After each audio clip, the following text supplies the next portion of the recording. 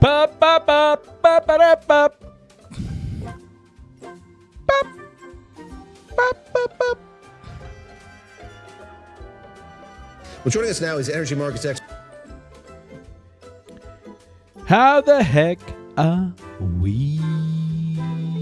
Baby Walk. Baby Walk, you're the first one to say hello every time. Juju's. I love that. How the heck are you? Yo! Prof.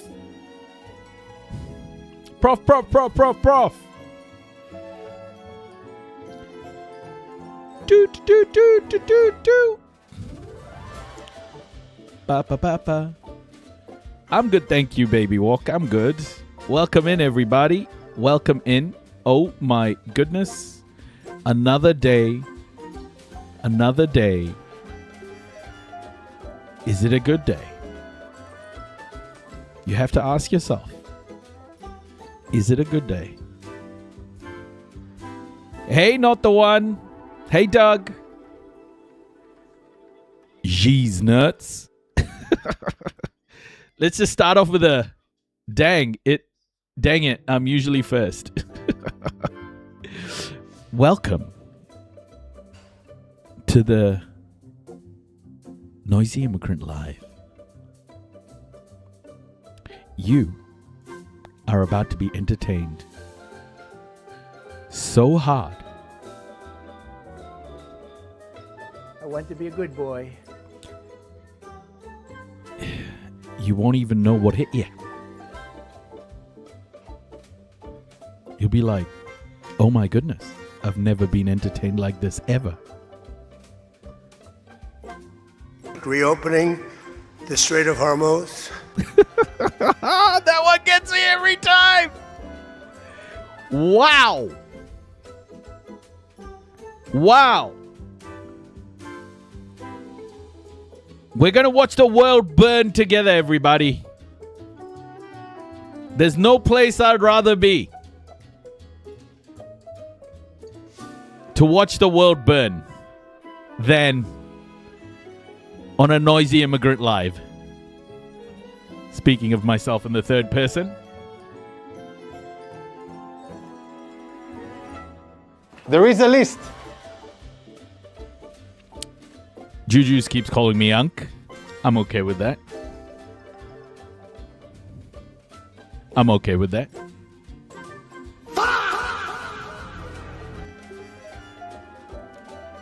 Hey, my clothes brush. Woo! We got the crew here today, everybody. Do I live in Merca? Fuck no, Mel.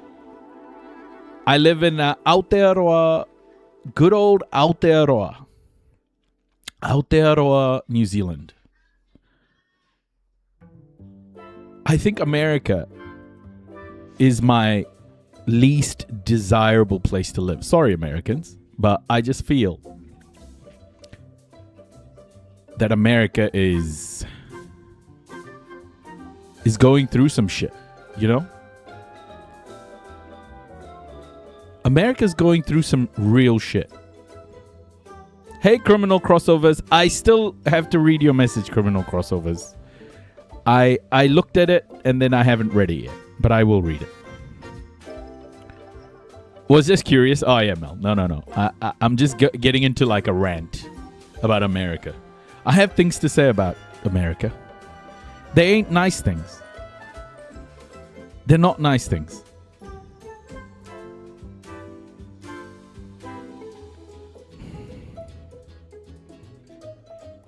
No, it's okay.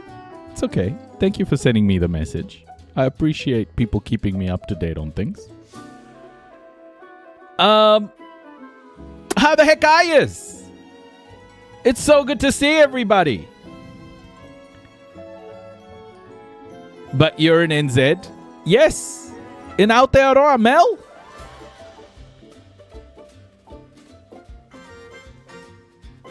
My lovely home. In Aotearoa.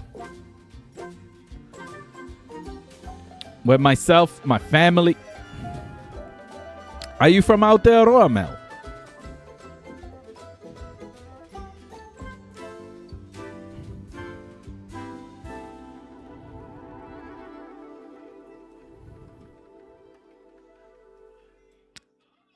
reopening the Strait of Hormuz. America. Death row! Oh my gosh, everybody. It's so good to be here, always. You know? Just talking shit. Making fun of America. Kia ora, Jock Jock. I see. No. We speak a lot about America. Especially American imperialism, Mel. Especially American imperialism. Stick around. It's I try not to be rude. It's always, lighthearted, I feel. Welcome, everybody. Oh, my goodness. Today, we're going through three topics. War is becoming a business model. We need to do an Albania special. That is a great point. I will pick Albania up. We will get to Albania for sure. War is becoming a business model. Yeah. Habibi! Wait! Give me a second.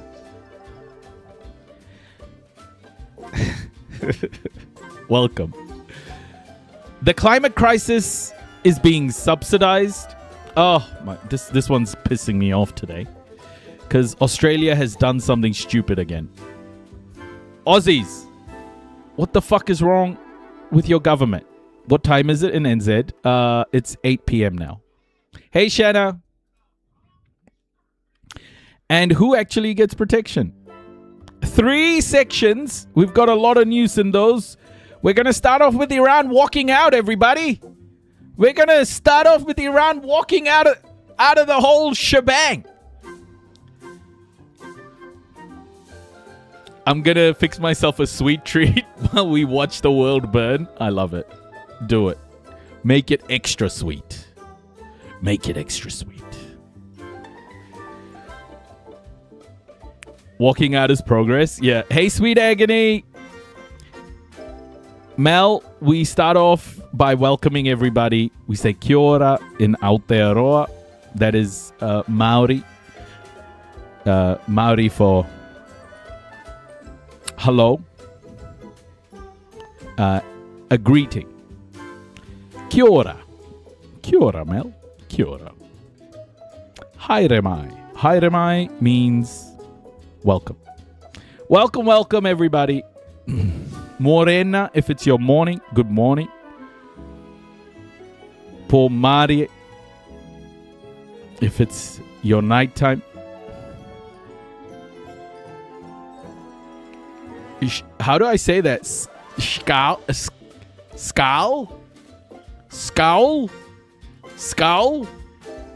Mr. Anderson?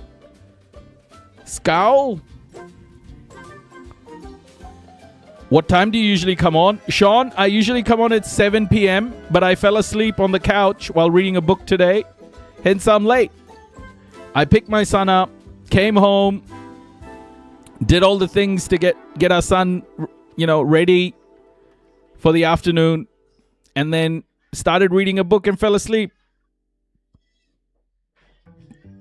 I'm usually on at 7 p.m. Today, I'm a little bit late. Welcome. Okay, we're going to start off with Iran.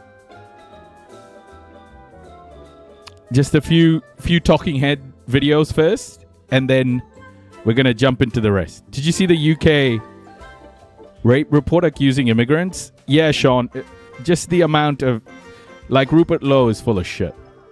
Don't read into that, seriously. Rupert Lowe is full of shit. Okay. Give me 1 sec. We're going to get into it now, everybody. Guys, we have a new person, Mel Hoffman, joining the live today. So please please say hello and welcome. It's 4 a.m. here. You're my favorite late stream. Nice.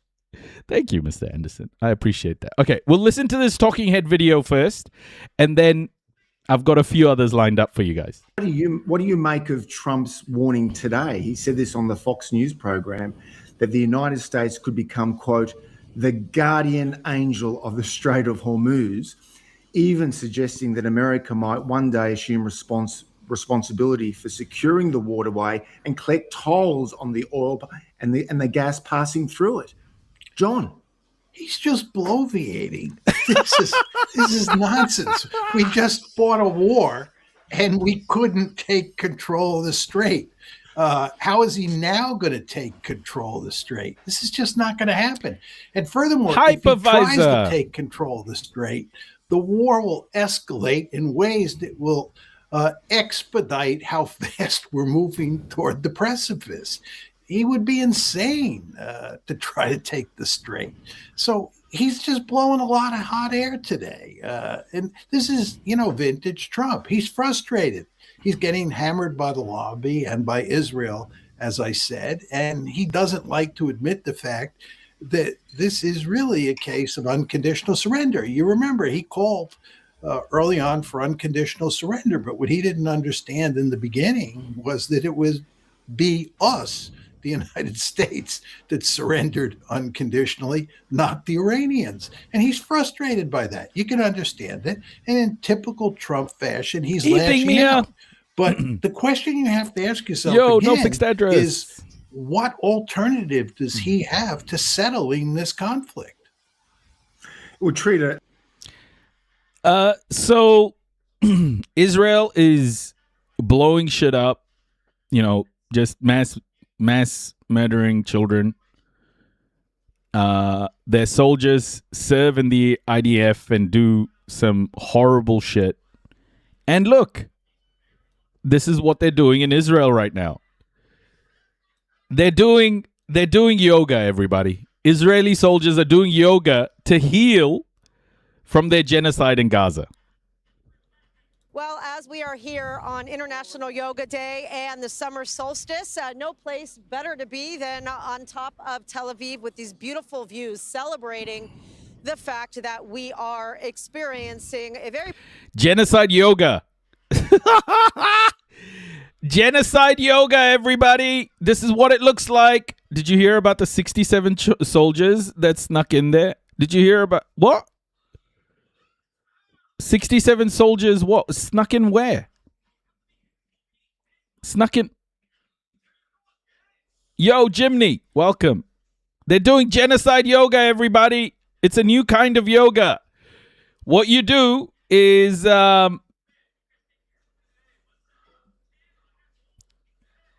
Well, you know what they do. Killed 30,000 people. 30,000 children. Very profound moment here in Israel. Behind me, you see dozens of... I wonder what all the, fucked up shit these people have done. I wonder how much carnage all of these people doing yoga have caused. What guilt they have inside. What atrocities they've committed. All war criminals. Of people that are taking part in a yoga practice as part of a nonprofit called Brothers in Yoga. It's an organization started by a wonderful woman named Netta Margalit, who has dedicated all of her time and energy and resources to bringing somatic healing yoga practices to starting with soldiers who've experienced PTSD, not just PTSD in light of October 7th and the subsequent war, but... Oh! Poor babies had to go to Gaza and commit genocide. Oh my gosh. The injustices, everybody. To have to go to Gaza and commit genocide. Oh. Let's do some fucking yoga. Terrible. Got my yoga pants on? Let's stretch, chat. Let's go, everybody. Genocide yoga. They had existing PTSD, she said.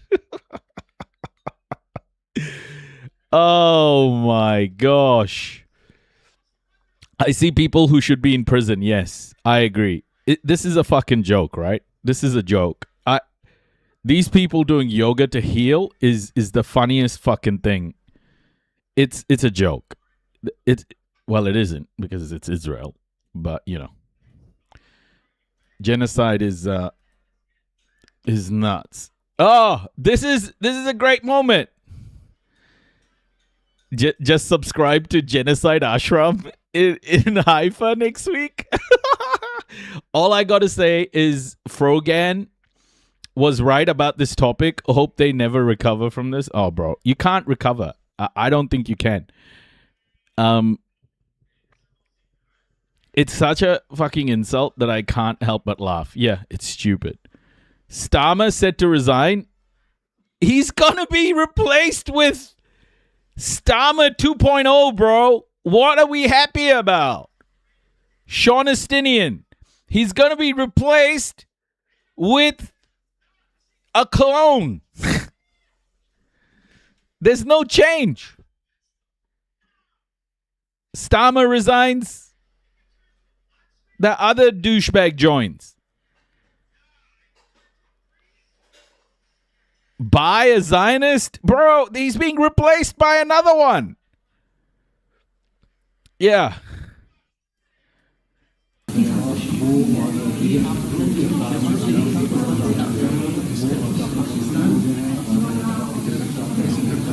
This was the moment, everybody.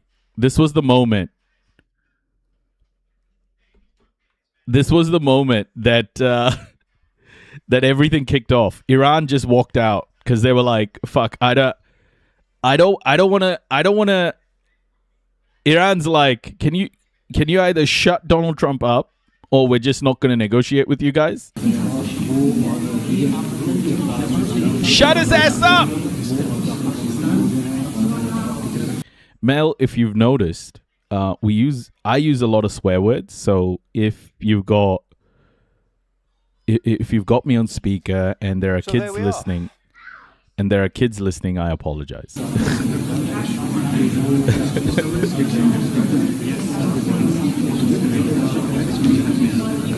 Walaikum assalam, seven sign. Oh shit! Look at his face. Take care, death row.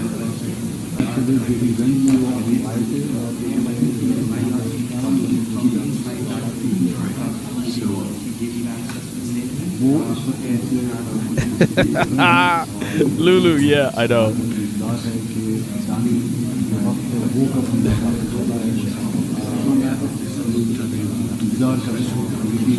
Bro, like Shabazz Sharif's face was one of absolute, like, look at this guy. He was horrified.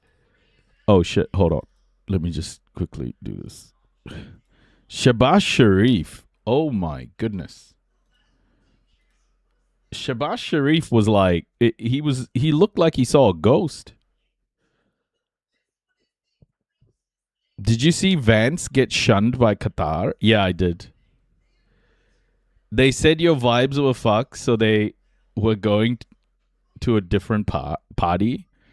Yeah.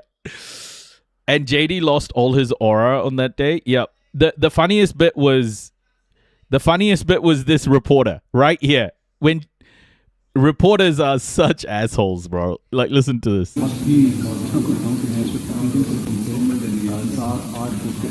are the talks going so far, Mr. Vice President? Great, thank you.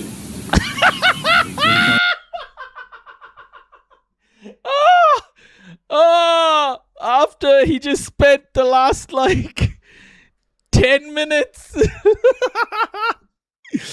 Oh, reporters. Reporters are such assholes. I'm sorry, but this was just the most hilarious thing. The camera zooms in on his face. And they're just like, how's it going? How are the talks going so far, Mr. Vice President? Great, thank you. Oh, man. Okay, look. If I was there, he showed a lot of restraint. You got to give that to JD. The Nazi showed a lot of restraint, okay? Where can I see the video you're posting, YouTube? Yeah, YouTube, Sean. YouTube or Twitch. Yeah, the senile in chief just threatened him. Is he chewing on a mint? Who knows, man? You gotta give it to the Nazi, okay? He did a good job of restraining himself. I would have just gone ape shit. I would have just been like, the fuck did you say? Excuse me? He had a look on his face like he was at a peace talk that turned into a hostage-taking situation. Oh my god. At least this reporter was a righteous asshole. Yeah. It was so good though. Hey Tada, welcome. USA is a joke. We need to be saved. The only way... any idea why Qatar shunned JD? Bro, no one likes America. Nobody is keen to do anything with America. Okay. Look, let me just say this. Think about what America has done here, okay? America, Juicy Luda, man. Chill, bro. Chill. Oh my gosh. Okay, look. America bombed Iran with Israel without telling any of its allies. What America wanted to do was like bomb Iran, take over Iran, and then, do the chest thumping thing so it became the ultimate leader of the world. But it abandoned everybody. It abandoned the Gulf states.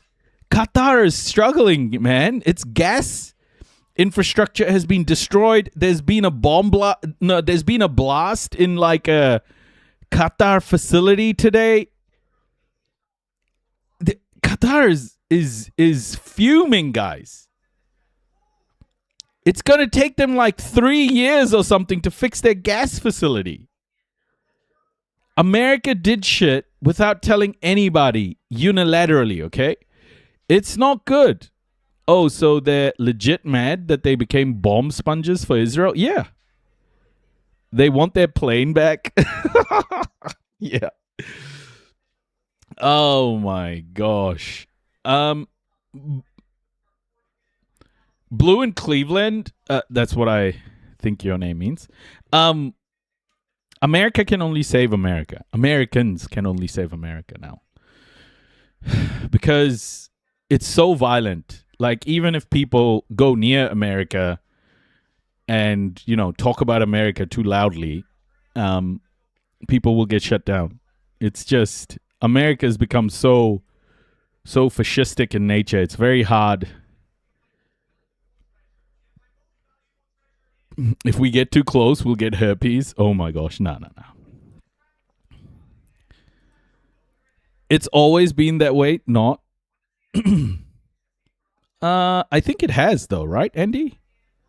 Yeah, now everyone can see. Yes. Saudi needs to act decisively. The table may be Pakistan, but the chips are in the KSA's hands. Yeah, there are new military blocks forming right now, and it's an interesting period. Let me read you the story. Actually, there's a new military block forming, and I think we should all keep this one in mind. Let me find the story. Yeah, here it is. This came out in African News. I don't know why this isn't being reported everywhere, but this is it reminded me when you spoke about Saudi Arabia, but this is an interesting bloc that's forming. Foreign ministers from Egypt, Pakistan, Turkey and Saudi Arabia met in Cairo on Sunday to discuss regional developments and issues related to peace, security and stability. The talks come amid regional efforts to support the implementation of a memorandum of understanding signed earlier this week between the United States and Iran to end their conflict. Also on Sunday, high-level negotiations got underway in Switzerland between Washington and Tehran following the signing of the ceasefire deal. Those talks were due to start on Friday, but were postponed due to Israel's ongoing attacks on Lebanon, which Tehran says contravened the agreement. In Cairo, Egypt's President Abdel Fattah el-Sisi praised intensive coordination among the four countries and stressed the need to ensure the success of the negotiations. It was the fourth ministerial meeting between the quartet and the first since the conclusion of the deal, which aims to end the conflict that began on the 28th of February with US-Israeli strikes on Iran. It provides for the reopening of the Strait of Hormuz and the launch of a 60-day negotiation period on broader issues, including Tehran's nuclear program. I'm sorry, what does it include? Oh, I'm sorry, can you repeat what it includes? Reopening the Strait of Hormuz. The Strait of Hormuz in Barcelona? Reopening the Strait of Hormuz. Okay, so there's a military bloc forming here that all of you need to keep an eye on, and that military bloc is Pakistan, Turkey, and Saudi Arabia. Okay, those three are forming a security bloc, a military bloc, whatever you want to call it. Hey, Curves, welcome. The other three countries that are forming a security bloc, military bloc, are India, UAE, and Israel. So, yeah, a couple of threesomes there. A couple of threesomes. Three's a crowd, but 2 threesomes is a gangbang. So be careful, everybody. Keep an eye out on these on this gangbang. Anyway, moving on. What are these blocks for? They're military blocks. So they're forming alliances. They're forming alliances to, trade weapons, security, missiles, like all sorts of stuff. It's military based. How does it work? Turkey is part of NATO. This is the insane thing about this moment, guys. This is the insane thing about this moment. There's small blocks forming everywhere. Military blocks, alliances. Turkey doesn't give a shit. It's forming it because of its own security in the region. Remember, Pakistan has a nuke. India and Pakistan are important players in this because they both have nukes. And them forming security blocks, very important.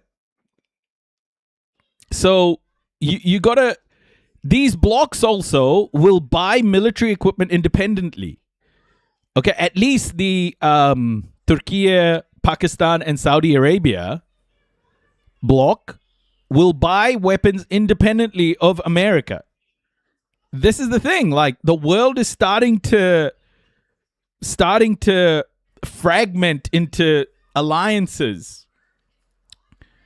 And America isn't the only sort of provider of weapons and security anymore. China's there now.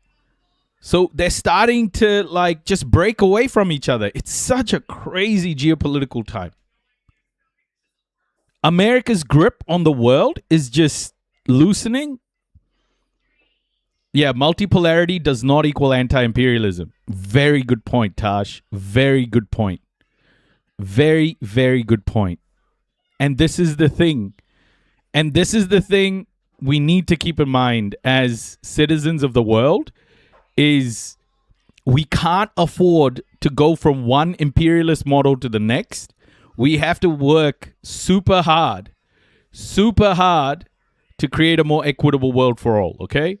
We just have to. So don't glaze governments now, guys. You have to understand, if you want to unite the working class, it's got to be focused on a movement of equity for all. And I am so adamant about that. Pakistan also has a great air force. Yeah. Don't glaze Pakistan either, please. Like, Pakistan is like India and Pakistan both. They're causing a lot of problems for Kashmiris.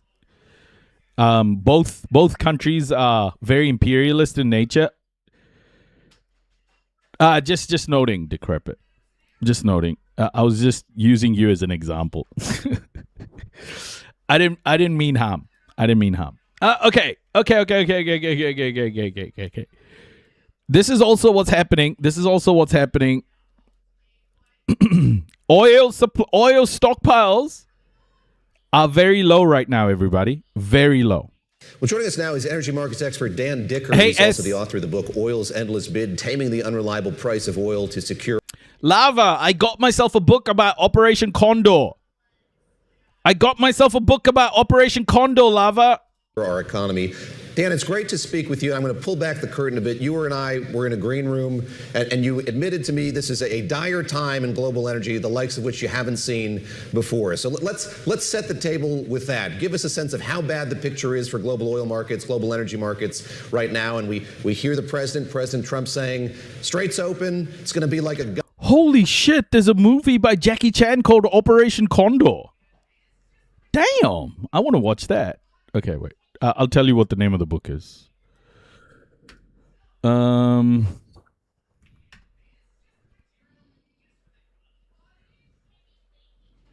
you guys know this?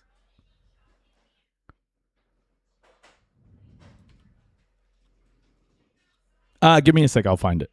Gusher, oil's going to be flooding out of there. What does that mean? Yes, for the market, but for the price that people are paying at the pump as well. Why is the oil price decreasing now? Because of oil futures, guys.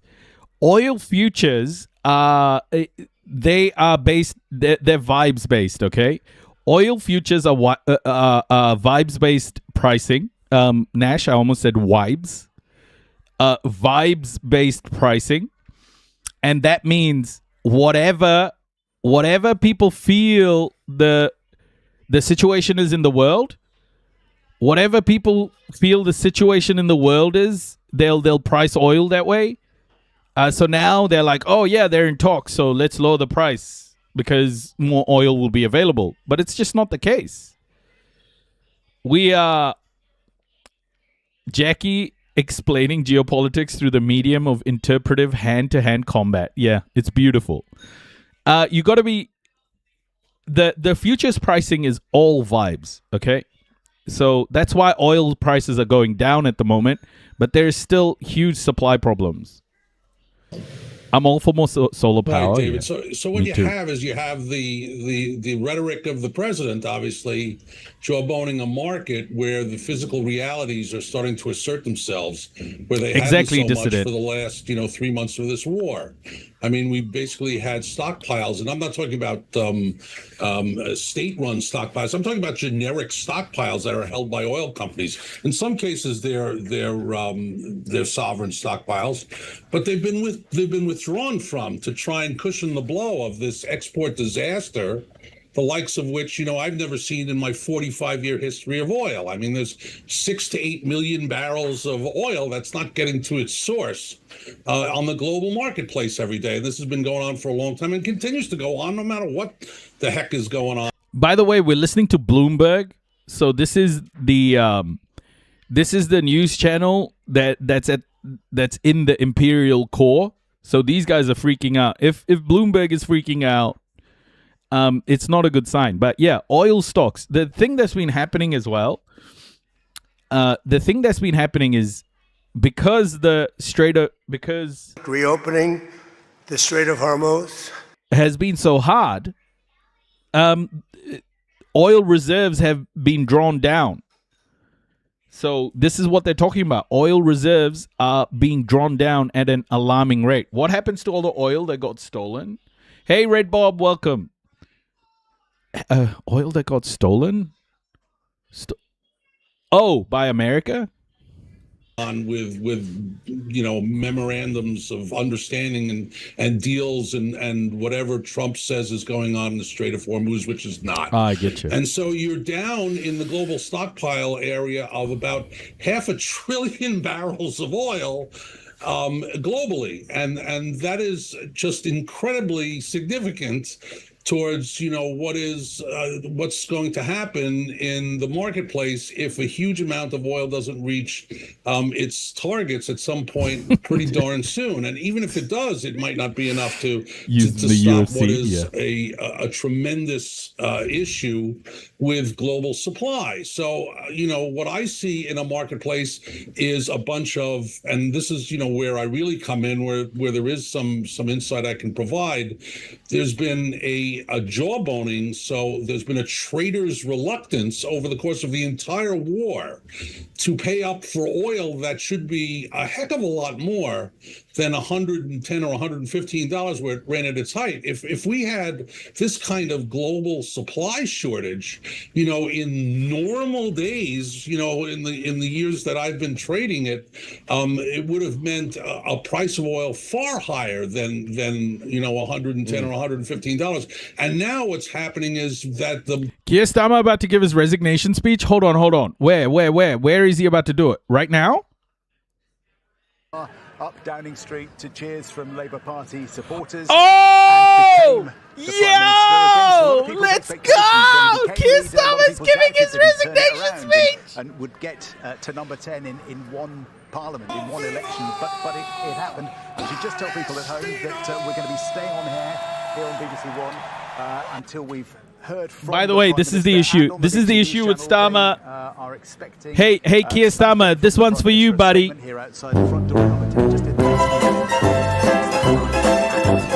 Fuck you, Starmer. But I think we can say that clearly this is a resignation statement.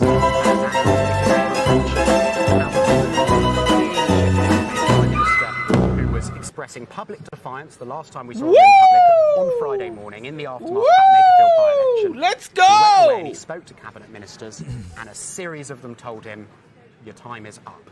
And actually, that in itself was a sign of how his political authority had collapsed, because we've known for 6 weeks now. Is the sausages still on the soundboard? Yeah, it is. Ed Miliband, the Energy Secretary, Shabana Mahmood, the Home Secretary, told the Prime Minister that he ought to set out a timetable for his departure. They kept their jobs. That's not necessarily normal, to stay in the cabinet of someone who it is known you have told to stand down. And then over the past few days, also Heidi Alexander, the Transport Secretary, Yvette Cooper, the Foreign Secretary. You just hit a point as a Prime Minister, even if you believe you're being treated wrongly, where the political reality is the political reality. And I think that is why Sir Keir Starmer has recognised he's in the endgame now. We're awaiting a speech, apparently a resignation speech from Sir Keir Starmer, Prime Minister of the United Kingdom, here outside Downing Street in the next few minutes. And our correspondent, the return of the sausages, the hostages. In the last few minutes, Andy Burnham, who won that by-election. Hey, by the way, TikTok, if you become a super fan, you can also hear that alert. You can also hear that alert if you become a super fan. Just letting you know. Not saying you have to become a super fan, but I'm just letting you know. If you became a super fan and you consume my content, that would not just help me, but you'll hear the return of the sausages. A little bit later. A lot of the frenzy that we saw a few moments ago. What a terrible sales pitch. Died down. The lectern is out. The cables the return have been of the sausages. The microphone has been the hostages. The members of Sir Keir Starmer's team have come out to wait, and it seems to be a sort of moment of acceptance. So looking at the members of his Sell me a pencil. Team, a lot of them are smiling, look quite relaxed. Well, I guess maybe there's relief. There might be the relief of certainty.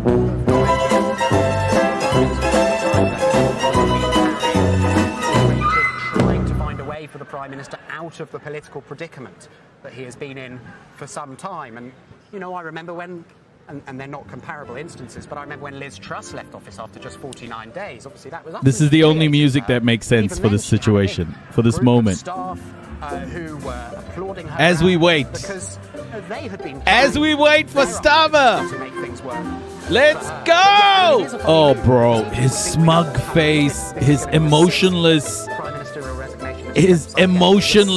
fucking mannerisms, his robotic delivery. I won't miss any of this shit. Oh my gosh, his voice. Of a permanent member of the UN Security Council, of a G7 and G20 member nation, changing hands. Okay, I'm gonna make a prediction. I'm gonna make a prediction, okay? I'm gonna make a little prediction here.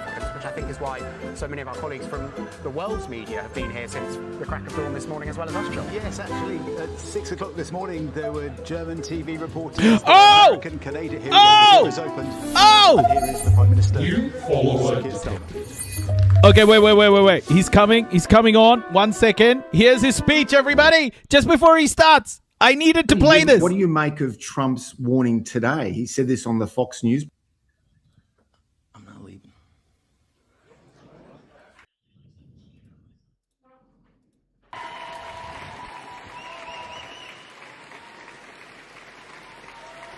Hey, Shebs.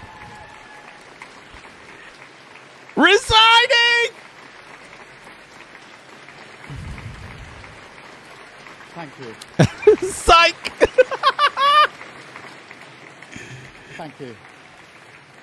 Walking up this street 2 years ago was the proudest moment of my life. A new Labour government, the first in 14 years. A page in our country's history turned after years of disappointment and despair. The chance to change the lives of millions of people for the better. That's what I came into politics for. The journey to that point was not easy. 6 years ago, I inherited a Labour Party that was politically, financially, and morally bankrupt. I was told time and time again that my party was finished. Is someone playing music in the back? To history, that a majority at the general election, let alone a landslide majority, was impossible. But we proved those people wrong because we changed our party, ripping out the poison of anti-Semitism, restoring trust on the economy, defence and national security, and becoming a party that once again stood proudly with, not against, our national flag.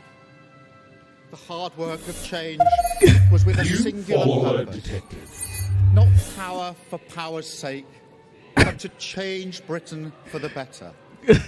To build a fairer country with dignity and respect, where everyone is seen, everyone is valued, wealth and opportunity for all, not just the privileged few. And look at what we've achieved in just 2 years. An economy that is stronger, growing faster than our peers. Wages rising faster than inflation in every single month since we came to power. Investment secured, infrastructure being built. An end to austerity, with the fastest fall in NHS waiting lists for 17 years. The biggest improvement in rights for workers and renters in a generation. The biggest uplift in defence spending since the Cold War. Small boat crossings falling. Asylum hotels closing. Protecting young people from social media. And 500,000 children being lifted out of poverty because of the choices that I made. Our reputation in the world restored, with Britain once again standing up for decency, respect and the rule of law. Securing trade deals, standing with Ukraine, standing up for our values and rebuilding our relationship with our allies in Europe. Change promised by a Labour government. Change fought for by a Labour government. Change delivered by a Labour government. But I know the question being asked now is not who was best placed to change the Labour Party, to take us into power and to begin the vital work of improving lives for millions of people. Those questions have been answered. The question my party is asking now is whether I am best placed to lead us into the next general election. I have heard the answer of my parliamentary party to that question, and I accept that answer with good grace. Every decision I've taken has been about putting the country I love first. That is why I will resign as leader of the Labour Party. Yes! I have spoken to His Majesty the King this morning to inform him of my decision. I will ask the National Executive Committee of the Labour Party to set out a timetable with nominations opening on the 9th of July and completed by the summer recess. In the case of a contest, this will ensure a new leader is in place before Parliament returns in September. I will remain in post as Prime Minister until the contest is complete. and I will do everything I can to ensure an orderly handover of power. I will also give my successor my full and unequivocal support, knowing that they will inherit a Britain that is far stronger and fairer than the one I inherited 2 years ago, better prepared for the challenges ahead, and better able to ensure the Labour Party secures a second term in office. I want to thank all of those friends and colleagues who have been at my side for these past 6 years or so, for their incredible commitment, service and support. I want to thank the brilliant Number 10 staff and our country's extraordinary civil service who dedicate their lives to public service. And when I leave the biggest job in the country, I shall spend more time on the most important job, being the best husband I can to my fantastic wife Vic, who has been a rock by my side through good times and bad. Yeah, he's crying! And being the best dad I can. Fascist to my beautiful tears! children. Fascist my tears! pride and my joy. Thank you very much. Fuck you, child murderer! Fuck you!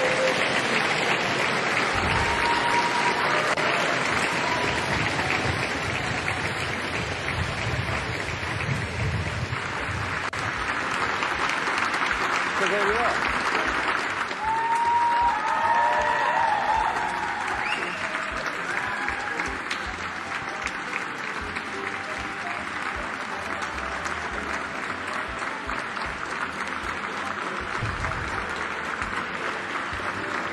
Sir Keir Starmer heading back into Number 10 Downing Street with his wife Victoria at his side.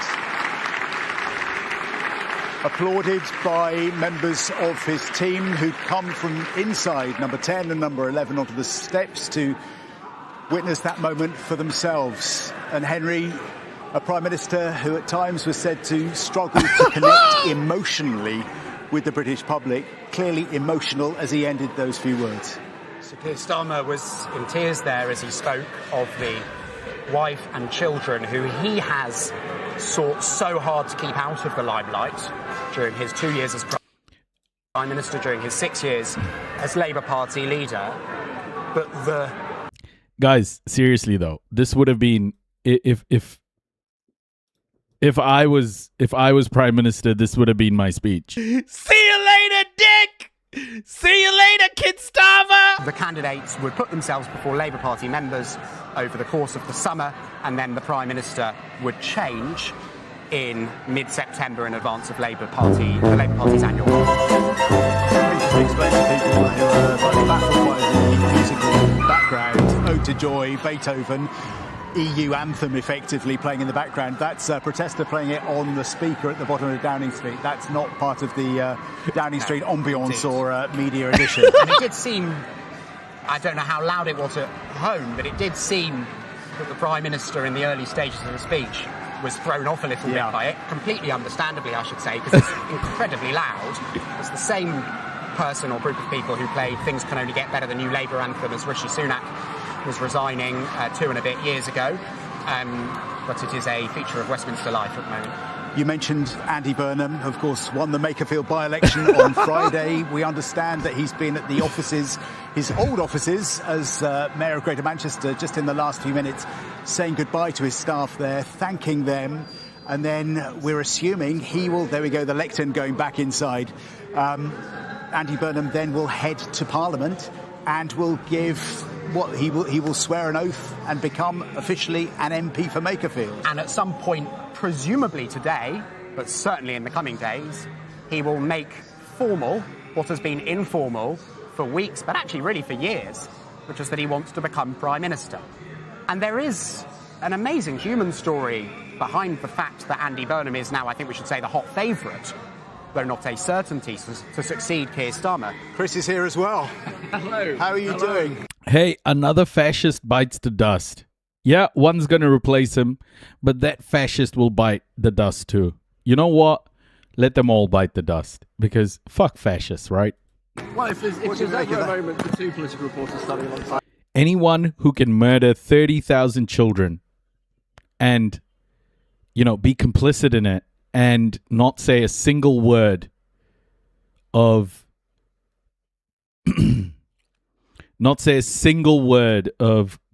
condolence to the people, all of them can go.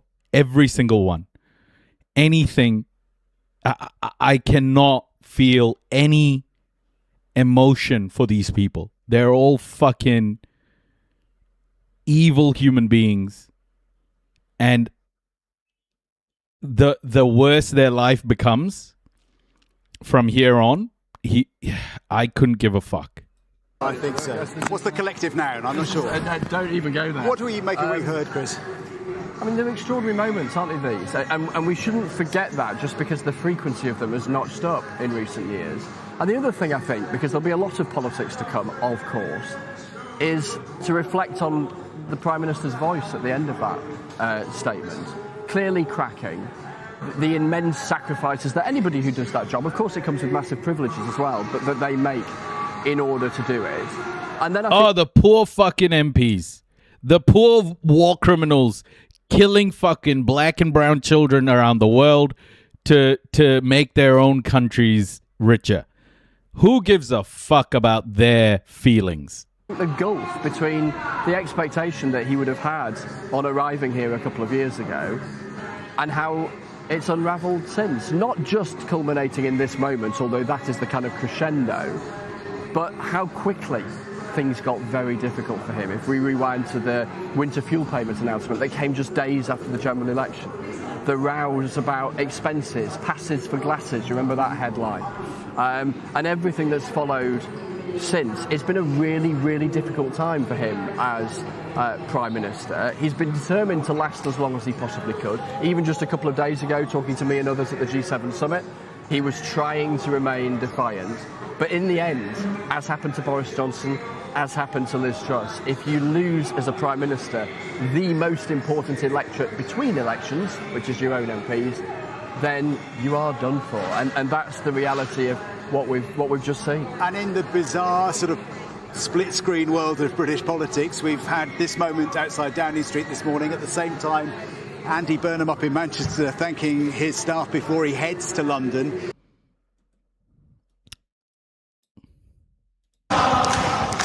You can shove your coronation up your ass. You can shove your coronation up your ass. You can shove your coronation, shove your coronation, shove your coronation up your ass. You can shove your coronation up your ass. You can shove your coronation up your ass. You can shove your coronation, shove your coronation, shove your coronation up your ass. You can shove your coronation up your ass. You can shove your coronation up your ass. You can shove your coronation, shove your coronation.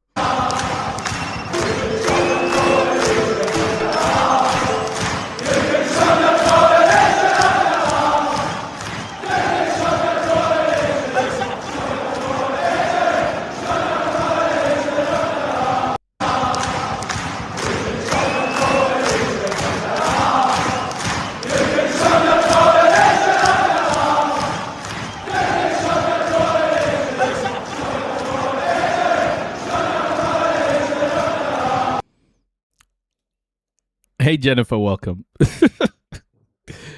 Oh, my goodness. They can all go to hell. Honestly, fuck all of them. Yeah, we know he resigned. We were just watching it live. It was beautiful. He cried. It made it better.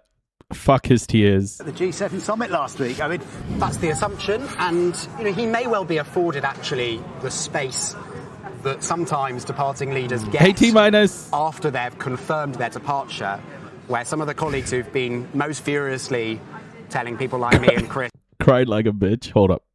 Let's just watch him crying one more time, please. Can we just watch him crying one more time? And becoming a party that once again stood in hotels closing, promised I am best placed to lead us into the next general election. I have heard the answer of my parliamentary party to that question, and I accept that answer with good grace.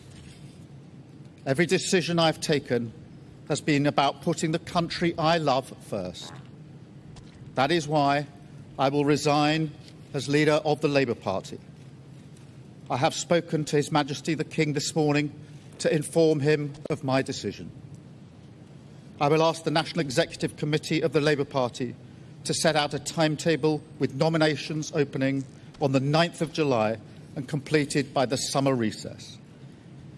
In the case of a contest, this will ensure a new leader is in place before Parliament returns in September.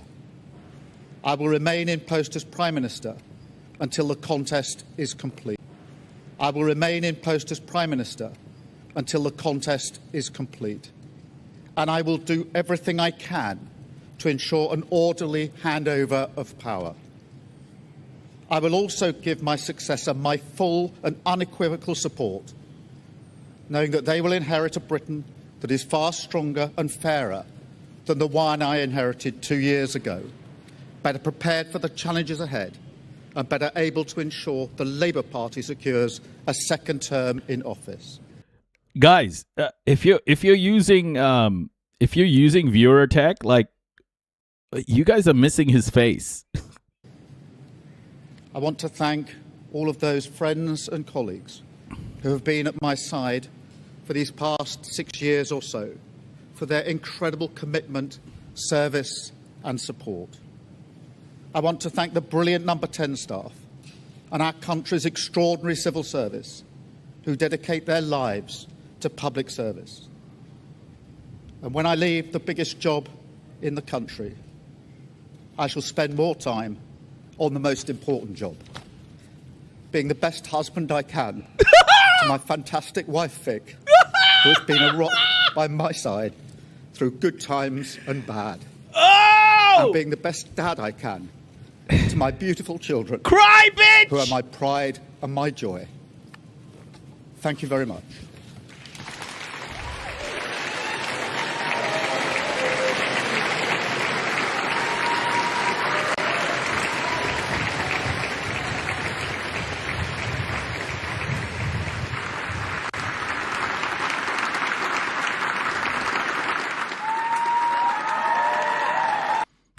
Never ever forget.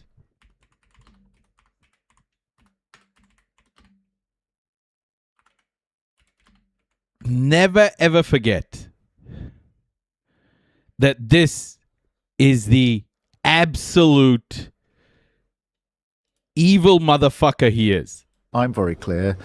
Israel must have that, does have that right to defend herself, and Hamas bears responsibility. A siege is appropriate? Cutting off power, cutting off water? Well, I think that Israel does have that right. It is an ongoing situation. Obviously, everything should be done within international law, but I don't want to step away from the sort of core principles that Israel has a right to defend herself and Hamas bears responsibility for these terrorist acts. And I would call on all responsible states, particularly Middle East responsible states, to call this out for what it is, and to stand with the world in condemning, utterly condemning, these actions by Hamas. I'm very clear. Okay? Never ever forget who this guy is. This is who he is. His tears are so sweet because this motherfucker, it has got blood on his hands. So much blood on his hands. Do not ever feel bad for him.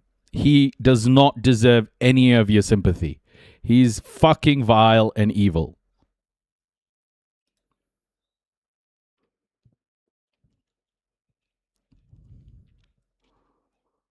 Yeah, Andy Burnham's going to be the exact same. But these motherfuckers are all screwing up the Labour Party. And hopefully that means, you know, the next elections are even more fucked for them. But whatever the scenario, guys, it doesn't matter. Don't feel sympathy for any of these fucking people. They are evil, evil people. They have done so much damage to human life. They have eradicated children who did not deserve their violence. They have committed the crime of crimes. They have committed the crime of crimes. Do not feel sad for this motherfucker's tears. Enjoy every second of his crying, because he feels more pain for losing his job than for the 30,000 children murdered in Gaza. That's the kind of human being they are. To my fantastic wife, Vic, who has been a rock by my side through good times and bad, and being the best dad I can. To my beautiful children, who are my pride and my joy. Thank you very much. Those tears mean nothing. They are nothing. They are...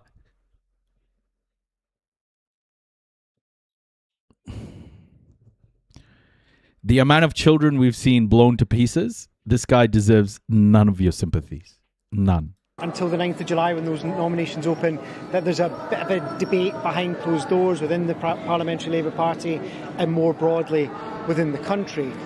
I'm not sure at the moment there will be a contest. Speaking to Wes Streeting's allies over the weekend, they seem to be softening up his position a bit, saying he wants to have a conversation about those ideas rather than saying he would definitely stand.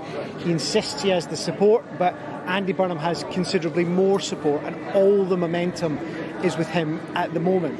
Keep an eye, though, on people from Keir Starmer's wing of the Labour Party, because Nick's absolutely right. Keir Starmer is not... By the way, when he was crying, Israel has carried out a double-tap strike in Gaza, killing Raghad Ashur, an 18-year-old student from Beit Hanun, who was on her way to take her general secondary education examination per Mossab Abu Toha. At least 5 others were wounded, according to initial reports from journalists on the ground, while that motherfucker was talking. Interesting things, and this feels pretty unique to me. I don't know if you've had any similar experiences, Nick, but when you ask Andy Burnham's team, have you finished your plan? They admit they've not. They're still working it out. Really, the mother and the daddy of all these sorts of moments was when I first became a journalist. I'm that old. I was here for Margaret Thatcher being felled and replaced by John Major. But the reason I raise it is twofold. One is it gave people a whiff of what you can do as a member of Parliament if you're unhappy. Oh, you can fell someone even as successful as Margaret Thatcher. But the thing that's really relevant today, Christian, is this, that there was a policy cause. People said if we get rid of Thatcher, we get rid of the hated... Okay, fuck, I can't listen to these people, okay? So today, I released a bit on a $12 billion venture capital push into the weapons industry. So there's a Financial Times story that's just come out about a $12 billion push by venture capital. So this is the story, and I made a video about this. I'm just gonna play the video and then we'll read the Financial Times, okay?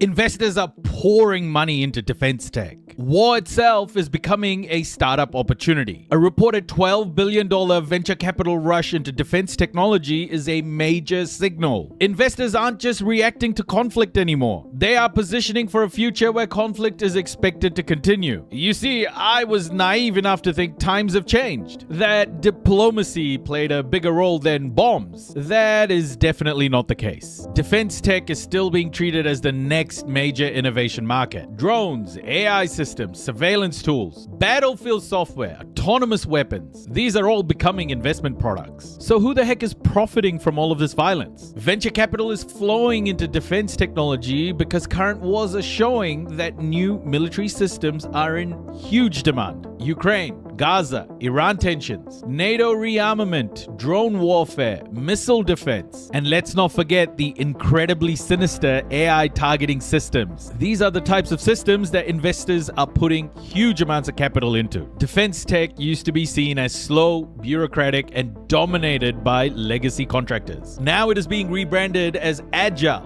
innovative, urgent, and profitable. Startups are trying to position themselves as the new Lockheed Martins, Raytheons, and Northrop Grumman's of the AI age. You could say that war is being startupified. But why are investors moving right now? Well, it's pretty straightforward. Modern wars are generating demand for modern tech. Governments are under pressure to rebuild stockpiles. NATO countries are increasing defense spending. The US and Europe are trying to reduce dependency on older military supply chains. Investors can see that public money is going to keep flowing into military technology. For investors, wars are no more geopolitical crises. It is a demand forecast. The old capitalist mindset. Out of all the different tech segments, AI warfare is getting a lot of attention. We know the brutal ways AI is being used at the moment. AI has been at the center of the Gaza genocide. So defense tech is so much more than tanks and missiles now. Software and AI defense systems are areas where new money is being massively invested into. This changes who can profit from carnage. Tech companies and startups sit closer to the battlefield. The line between Silicon Valley and the military-industrial complex is getting thinner. In this ecosystem, who gains the power? Primary beneficiaries can be seen as military alliances, defense investors, security states, and defense startups. Governments gain new tools. Militaries gain faster procurement options. Investors gain access to public defense budgets. Startups gain legitimacy by attaching themselves to national security. But ordinary people do not gain the same protection, voice, or control. This is how capitalism works. Privatize profit, socialize risk. So let's talk a little bit more about who pays the price. The danger is not that every defense startup is evil. Some countries genuinely need defensive capacity. We've seen America use its military-industrial complex against Iran. If Iran didn't have defensive capabilities, America would have wiped Iran off the map. So the danger really is once capital markets enter the system, incentives change. Investors need growth. Growth requires contracts. Contracts require security threats, and security threats justify more militarization. Are you seeing the issue yet? This will no doubt create a feedback loop where conflict becomes a business environment. So war continues to be an investment category, insecurity becomes an asset class. So the biggest signal here is that the old military-industrial complex isn't disappearing. It's being upgraded with venture capital, AI, and startup culture. The old model was large defense contracts building state weapon systems. The new model adds startup speed, AI software, private capital, and dual-use technology. Dual-use means technology that can be sold as civilian, but also used militarily. This gives the defense sector access to a much wider innovation pipeline. It also makes democratic oversight harder. This is because military infrastructure becomes embedded in ordinary tech ecosystems. So it would be fair to say that the military-industrial complex is getting a software update. The 12 million rush into defense tech is a signal of where the global economy is moving. War is being financialized, AI is being militarized. Public defense budgets are becoming startup revenue streams. The risk is a world where capital does not just respond to conflict, but depends on conflict staying alive. So this story is much bigger than defense tech. It's about what kind of economy we're building. Peace is becoming less profitable.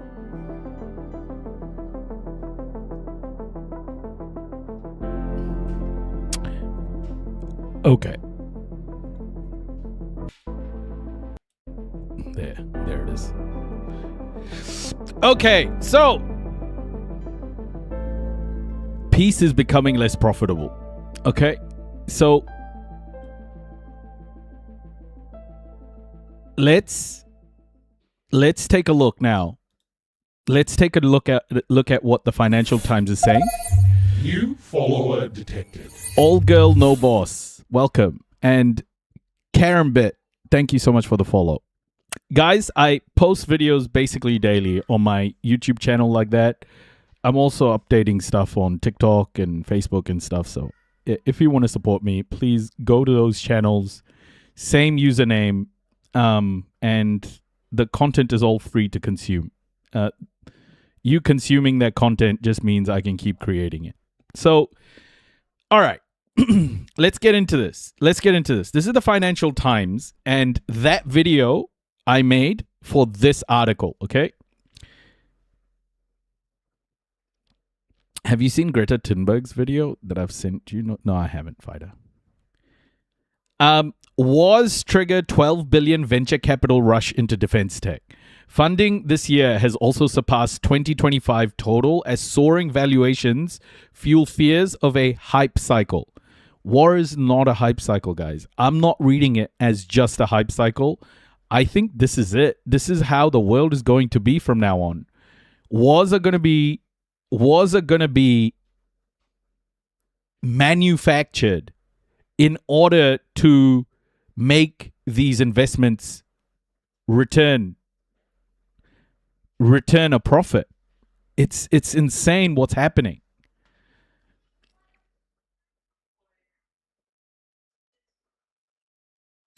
Of course, Libingus. We can do all of that. I just have a I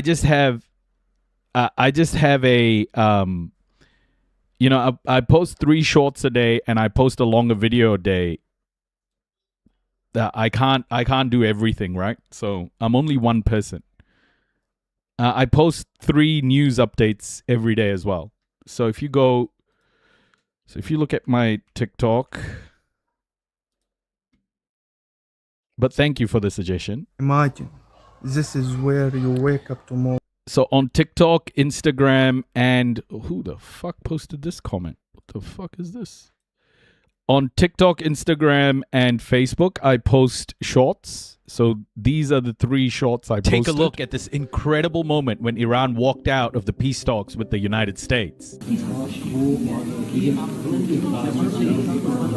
So I post like 3 or 4 news updates a day, and I post a long video. It's a lot of effort, Libingus. But if you think you can do more, you should have a go. Okay, investors are pouring billions into defense technology startups as wars in Ukraine and the Gulf turn drones, autonomous vessels, and battlefield AI into one of this year's hottest venture capital bets. Hold up, guys. Let me just put the air conditioner on.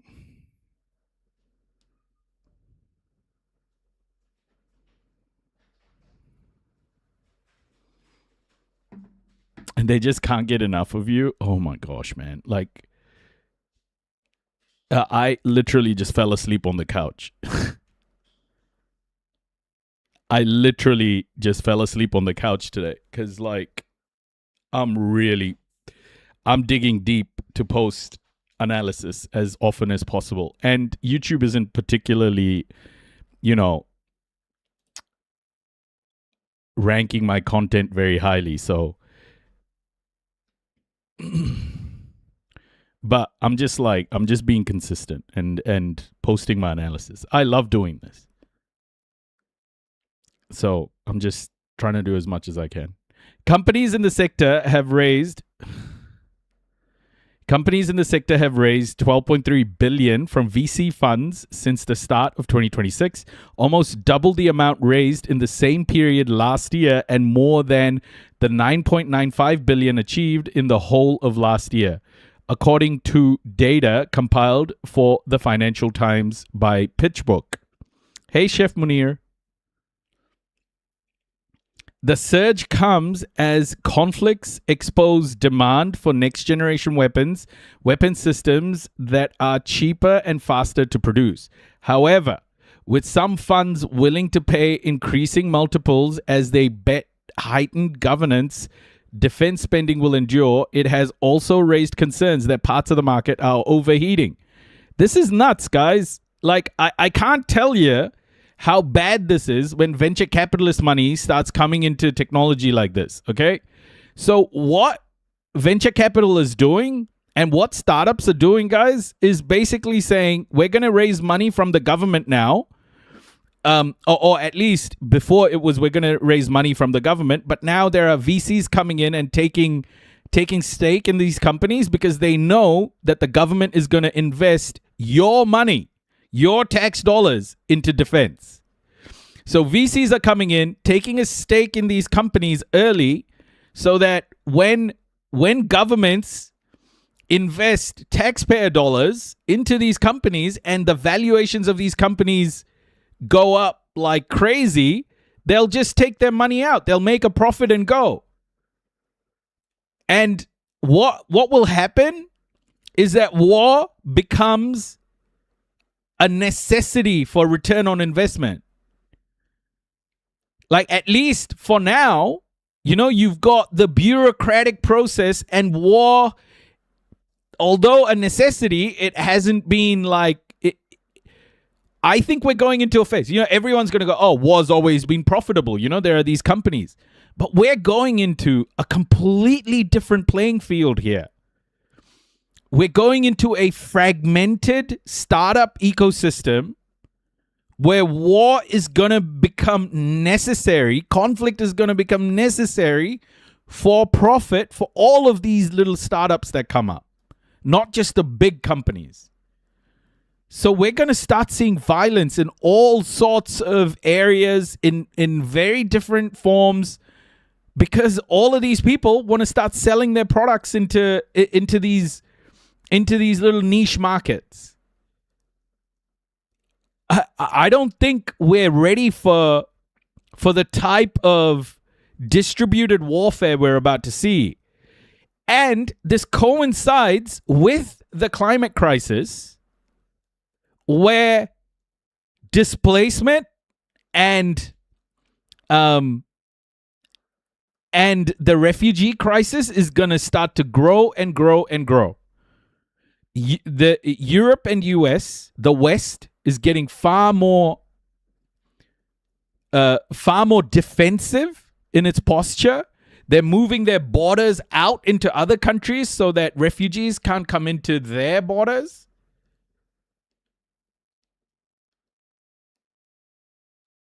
So this is bad, right? This is so much worse than the military-industrial complex we have now.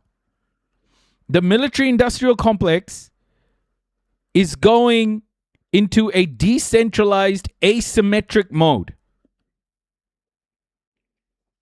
And this is what I want you to understand. It is not the same as what we've had. It is so different with all of these different technologies. People are going to start investing in this is what capitalism is, guys. This is what capitalism is. They'll use our tax dollars to invest in all of these different startups and then expect the startups to return on investment, to return profits. So how are they going to return profits if there's no demand? So they'll create demand. The governments, powerful governments, can create demand by causing wars and supply the wars. This is a different model. This is just so decentralized and so much more dangerous. Man, like, we're heading into quite a crazy world.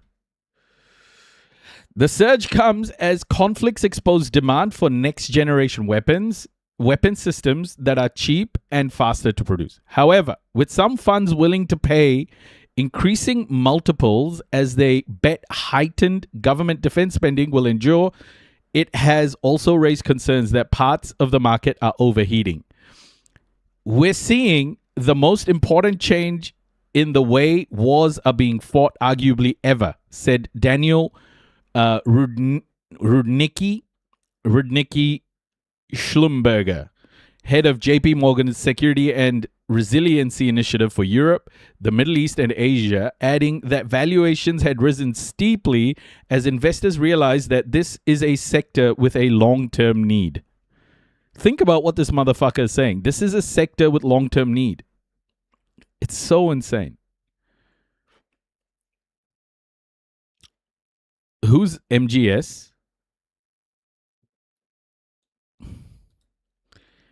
The Gulf conflict has also sharpened interest in maritime defense tech. UK startup Kraken Technology. Oh, Metal Gear Solid. Metal Gear Solid. Right. I know which game you guys are talking about.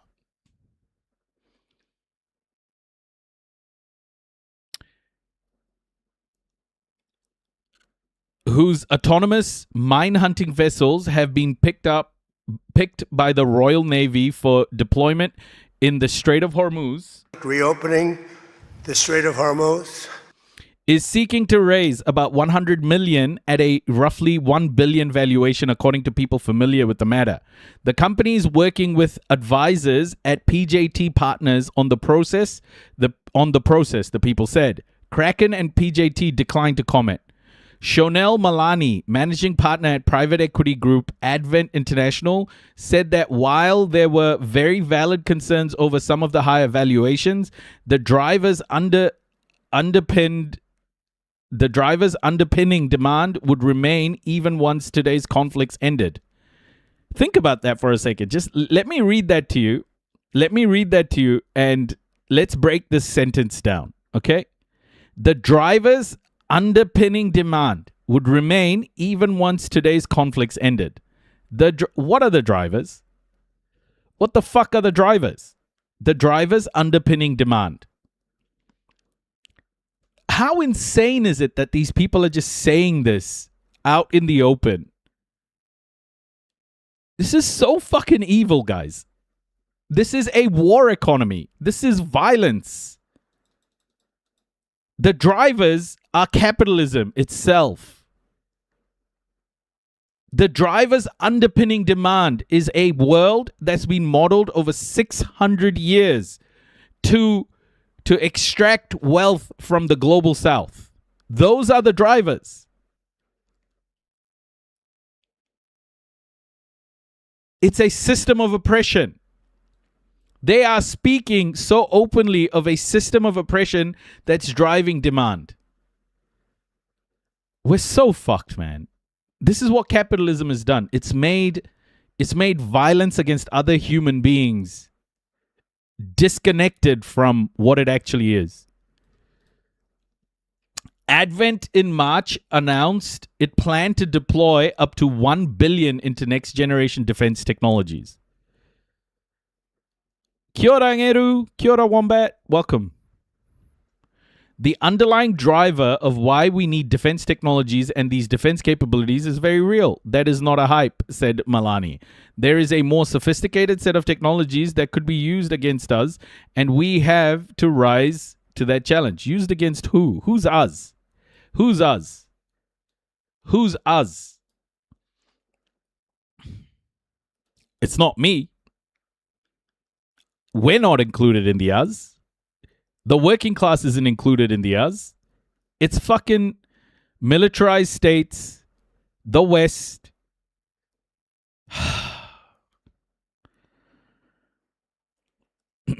People are crying that there are enemies at the gate, but no one has fucking checked the gates to see if there are really anybody out there. The future is looking like Terminator. They can already build robot soldiers. Yeah. Amandine, welcome. Hey, Palestinian. Thomas Prius, Chief Investment Officer for the Defense Tech Fund of Investment Group DTCP, said that while the market was super busy, it was only overheated in corners of the sector such as aerial drones, with opportunities remaining in areas such as autonomous maritime systems and satellites. Crazy. By the way, when they say overheated, they just mean a lot of interest and investment going into like drones and aerial drones.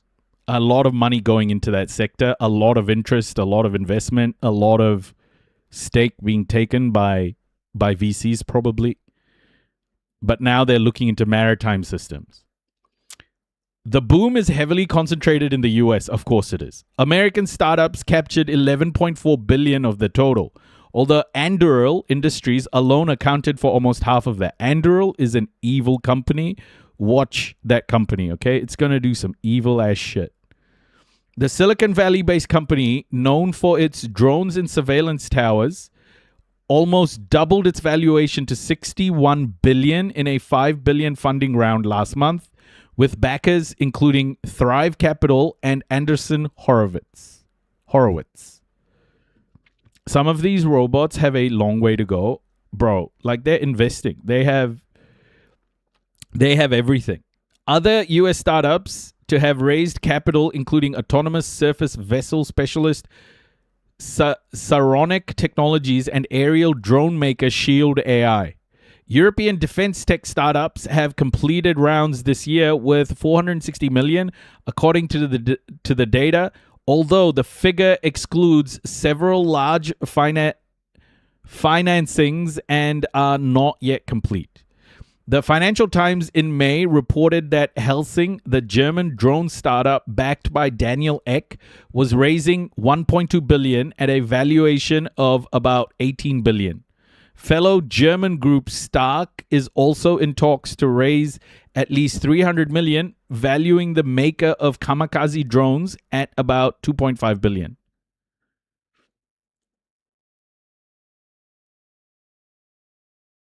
Oh, man, this is so bad, guys. It's a hot market. It's a hot market, apparently, guys. You know who would have said shit like this? It's like, oven. If like a Financial Times article was written in, say, World War II Germany, they would have been like, oven companies are going off the fucking hook at the moment.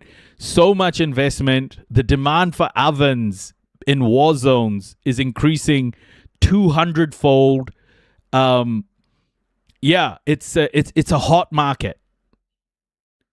Think about it. That's what capitalism is. That's what capitalism is. It's a hot market. We are addressing what corresponds to the long-term budgets of European armies, said Benoit Fosseprez,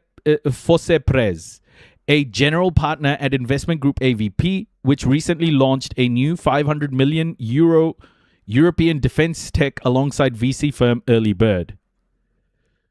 Companies involved in space technology are also excluded from the figures. ICEYE and Finnish-Polish maker of satellites raised 1 billion this month at the valuation of 10 billion, 4 times the figure after its previous capital raise in December.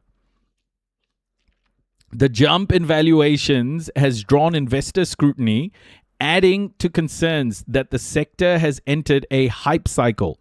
One VC executive said there were questions over the sustainability of some companies' revenue if the war in Ukraine ended. Think about that for a sec. Think about this motherfucker, what they're saying. One VC executive said there were questions over the sustainability of some companies' revenues if the war in Ukraine ended. Their whole revenue stream is reliant on war just going and going and going. What do you think this is going to do, guys? What do you think this is going to do? This is so fucking evil.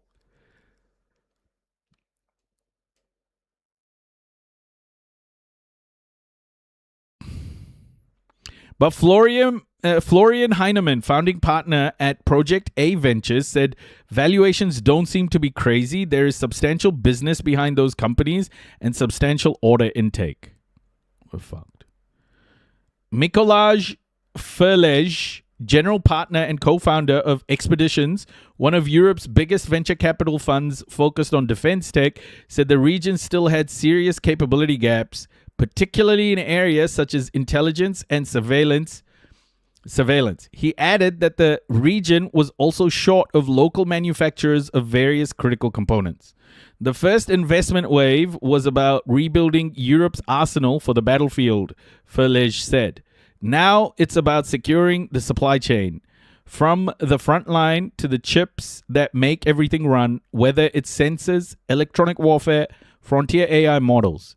Europe must stand on its own 2 feet. Oh, okay, man.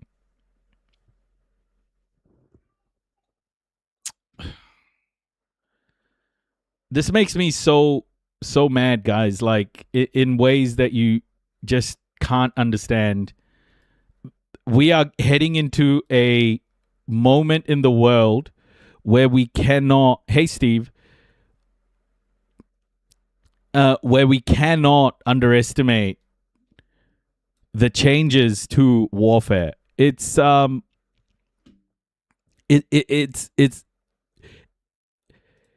it's hyper decentralized. It's hyper decentralized.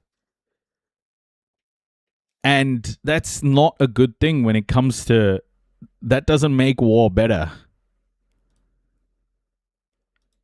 I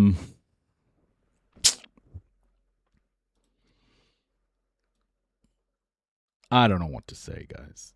Okay. Ukrainian strikes on Russian annexed Crimea, kill 4, pause fuel cells. Okay, so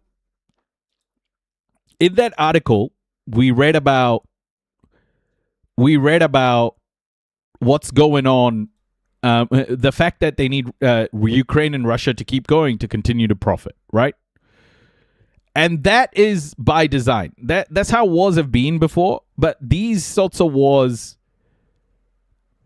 that are driving up this demand, they can't afford to stop them because they've put so much money into developing these technologies.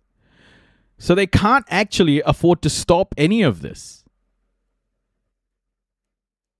Because if they do, they lose money. And VCs are cutthroat, man. VCs aren't just going to stop.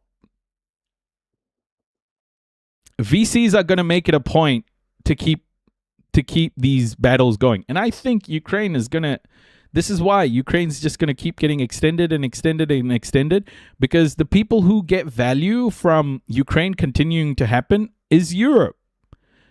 The European Union gets a lot of benefit from keeping the war in Ukraine going. They get a lot of benefit. One, they weaken Russia. Russia is using its resources on that war. And two, Europe is throwing Ukrainian bodies at the problem. So they'll see that as low cost.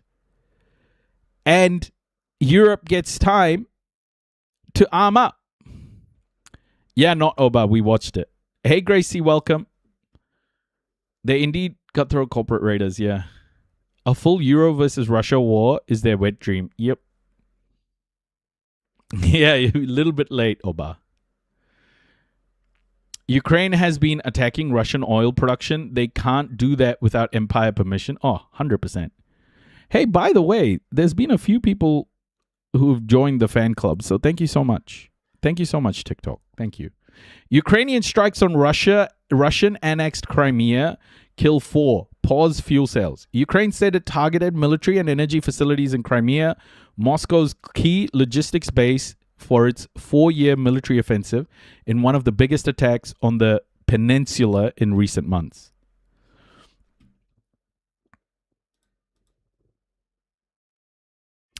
It's so, I'm so like, whatever your stance is on whoever you support, the thing we should all be clear about is we shouldn't want more war.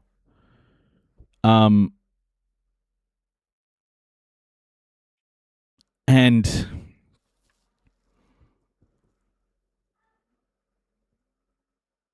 oh man, I don't know if you guys saw this, but there's this secret society thing that's been going around. Breakpoint's reported it. What the fuck is this? This is Peter Thiel's little secret society? Wired published some interesting revelations about Mr. Antichrist himself, Peter Thiel. Let's put this up on the screen. They got their hands on a leak which exposed members of Peter Thiel's secretive dialogue society. More than 200 of the world's elites registered for a retreat whose agenda runs from panels on cult building and sex to prepping for World War III. An associated app offers matchmaking. So for the global elites looking for, other global elites interested in building cults, I guess that's the way to go about it. Let me read you a little bit of this this article and the details of who was exposed here.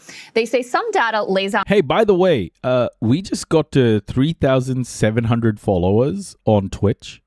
3,700 followers on Twitch. Massive. Thank you so much, everybody. And, we're continuing to grow across YouTube and TikTok and stuff. So this community is growing every day. I appreciate all of you. Thank you so much for supporting this. I know I'm pretty straight up and I can be quite rough edges, but I appreciate you guys sticking around and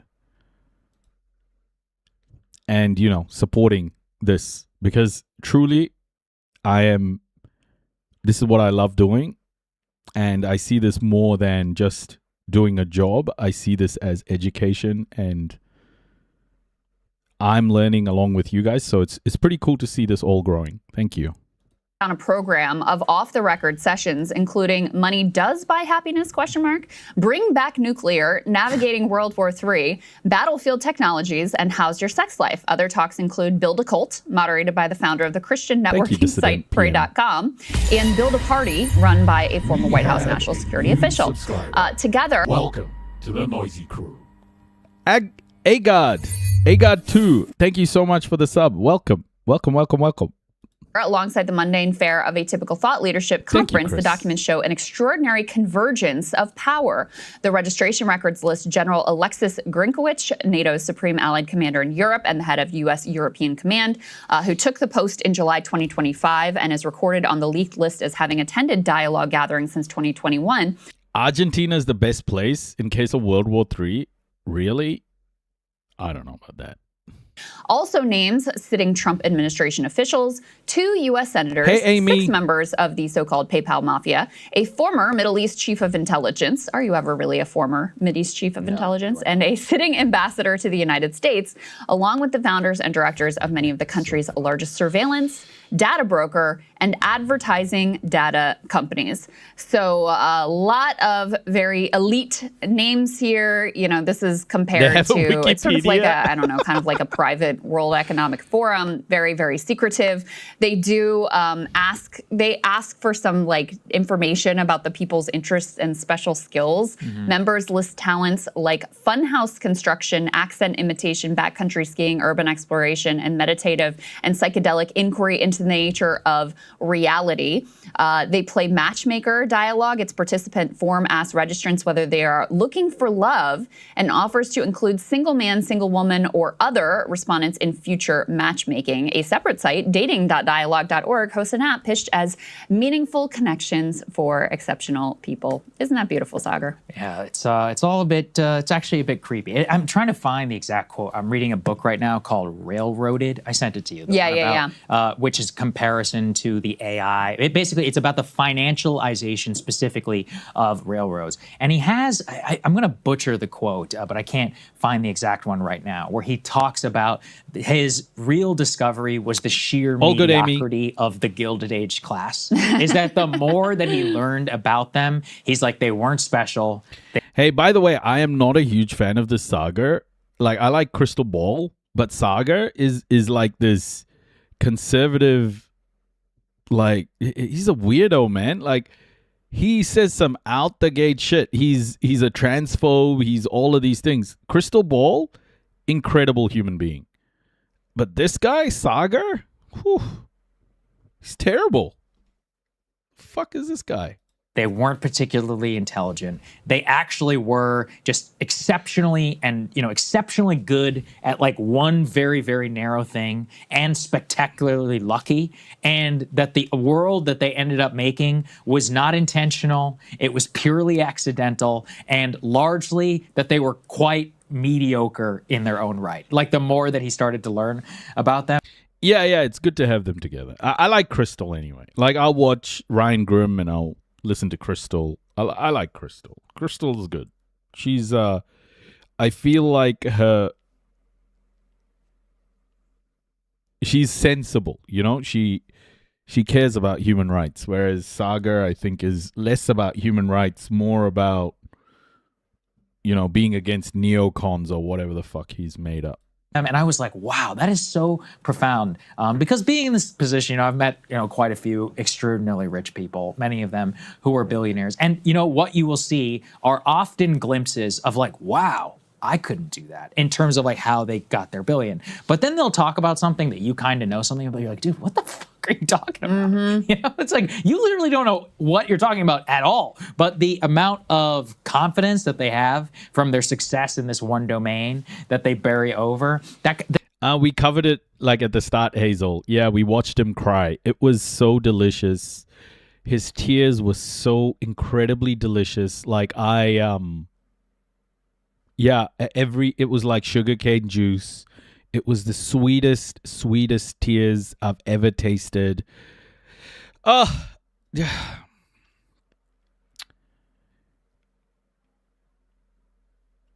Yeah, listen to his speech. He cries at the end, and it was beautiful. It was absorbing. Yeah, I haven't been so happy. We got to celebrate every win. Every fascist who loses a position is a win. The reason why I'm talking about this is that many of these Silicon Valley types who I have gotten to know quite well, not Thiel or any of these people themselves, but the kind of people who are around them, and they have oh my gosh, listen to this. This was asked on live TV to the Palantir quite guy. a lot of pushback. So this is the Palantir dude in the UK. They're trying to sell Palantir into the NHS. And this is a little bit on this. Clearly, there's been quite a lot of pushback, particularly, in fact, from employees within the health service as well, of not wanting to partner with Palantir. I think a lot of it comes back to the work you do with the Defense Department, particularly the US Defense Department. Can you understand why people who work in health don't particularly want to partner with a company that helps deliver death? Well, I would challenge that characterization that there's a lot of pushback. I think that you understand why people wouldn't want to work with a company that delivers death in the healthcare sector. It's like, I would push back that I would challenge that there's a lot of pushback. Doesn't address the delivering death part. Is a minority who are noisy, but in an organization that employs 1.5 million people. Norman Finkelstein. Welcome, Norman Finkelstein. The GOAT. Norma Finkelstein. Norma, welcome. Welcome. I called you Norman Finkelstein. I'm so sorry. And I just took a second to read your name. Norma Finkelstein, welcome. Douglas J. Quaid, welcome. As the NHS does, I think you would be very surprised not to discover the full range of views about every conceivable topic. Okay, but you must acknowledge there's a lot of pushback across the country because of the work you also do in defense about your company being used in other areas. Can you understand those concerns? I mean, look, it's different. Kia ora, Amelia. I get that you are a tech company, an AI company trying to deliver efficiencies in multiple areas, but it is quite rare to see an industry like health partnering with a firm that is so big in defense. Can you understand the pushback there? Well, so again, I think most people are concerned with a healthcare system that works. That's what they want. They want their operations delivered on time and efficiently. And the fact that we may work also in defense is not the primary issue. Yes, it is, bro. That's absolutely the primary issue. Defense, surveillance. How the heck does a company that's so invested in defense and surveillance think that it can just get into your healthcare data? But I think it is for a lot of people. You can say it might be the wrong issue and that you're maybe delivering on your remit, which is to drive efficiencies and deliver value for money. But it is a big issue for a lot of people. Perhaps. That's not been my experience. Really, bro? Every second article in the news is about not letting Palantir into the health sector because they're in defense. I've found that for most people, they want our NHS to work. They want our armed forces to be as effective as they possibly can. The fact that we work with both doesn't preclude working with the other. That there isn't a contradiction there. We're helping public services, whatever form they may be the best version they can be of themselves. You know what's so poetic about this Englishman bringing in American technology into the US that will probably contribute towards massive amounts of surveillance and violence in the UK, is that every time there's been, I call people like this, like Indian people like this, house curries, because they take positions of power and people are familiar with them. And so when you recruit people from places that look like the people you want to oppress, then your argument becomes a little bit more validated. It's just funny to me to see that a former colonizer or current colonizer, I mean, Britain hasn't stopped, is about to be colonized by America through the exact same means that Britain used against other countries. Britain used house curries, and now America is using white faces to do the same thing to Britons. It's so funny. And you know what? Fuck it. Let it happen. Let Britain be colonized. Because that's what's happening here. Europe is being reverse colonized by America. And China too, by the way. So it's so idiotic. And people like this will sell their own countries and their own people to the colonizer. Idiotic people. But hey, man. They fetishize being interesting is the way I would describe it. And that is why there's this whole and being edgy, like the whole build a cult or sex. They're like, oh, are you aghast by that? They like to be offensive and to break norms and to gather. And, I actually thought Nathan Tankus, can we put E3 up here on the screen? Tankus, who says, he went to one of these conferences. America is sold to Israel? No. America is not sold to Israel. America is just a violent imperialist machine that relies on violence to prop up its consumer-based economy. America needs Israel. America doesn't need an excuse to be violent. Ellie, America isn't sold to Israel. America and Israel are a part of the same machine. And he says, I would emphasize these kinds of people talk the same behind closed doors as they do in public. What was, in fact, the striking thing about how much of a rich or powerful person talk like they tweet. Any far-right thing you think a rich person is posting but couldn't possibly believe, they believe it. So, e.g., you should think about the ruling class, especially circulating around tech, as genuine believing that low birth rates is the top problem currently. On electoral politics, the insane explanations rich people post about the election in 2024 are genuinely what they believe in private. Your average rich, moderate Democrat the oil industry funds both sides of the politics. They fund. I would argue that Kufi is more powerful than AIPAC, and Kufi sends hundreds of millions of dollars to Israel. Kufi is larger in terms of membership and has a massive voting bloc. I think saying that. The one mistake people make is to think that America is somehow the victim here. America isn't controlled by anybody. America has just always been a very violent country. This is normal mode of operation for America. At the week of the election, genuinely believe Harris lost because of biological men and women's sports and it not being pro-Israel enough. Some I agree with, some, but like he's right. And again, that totally comports with what I have seen. One of the main funny things I've seen with a lot of these many rich people as well is, bro, you have $1 billion and we're doing the same shit. We're just tweeting and talking about the news. It was proof. It's easy proof is that you could have all the money in the world. You could be some of Jackie Chan's finest work.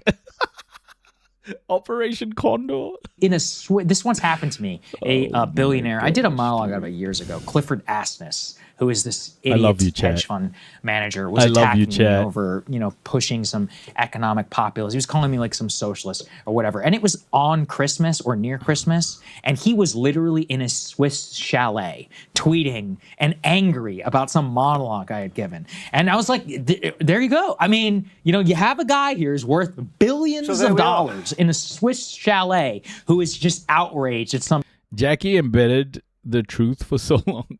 At that time, some 20-year-old idiot on YouTube talking about economic populism, but it just shows you money can buy, it can buy a lot around you, but there's a deep hole inside these people. They want to be recognized, they want to be loved, they want to be edgy, they want to be interesting, they want to be, they really want his validation.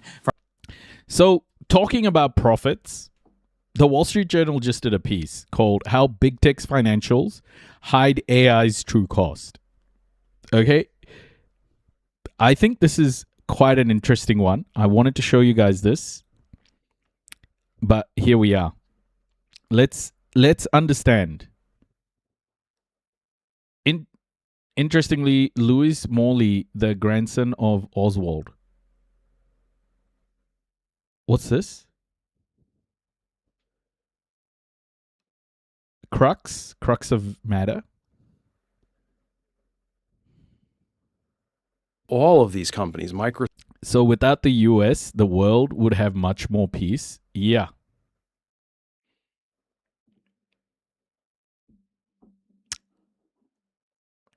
Absolutely. Without American imperialism. Because America would still exist, just without the colonizers. Microsoft, Meta, Alphabet, you name it. They now have to go use their balance sheet to a degree they wouldn't have had to otherwise, technically. And so I have no problem with that. Run your business the way you want to, but present it a little more cleanly so people understand, well, okay, part of this is not just AI data center build out or whatever it is. Part of this is compensation. And as an investor looking to value the business, I need to know what the real number is that I should use. Hi, I'm Telus Demos. Today's show, we're going to be talking all about the Knicks. We're going to go over every best... No, I'm kidding. Actually, today's show is about AI hyperscale...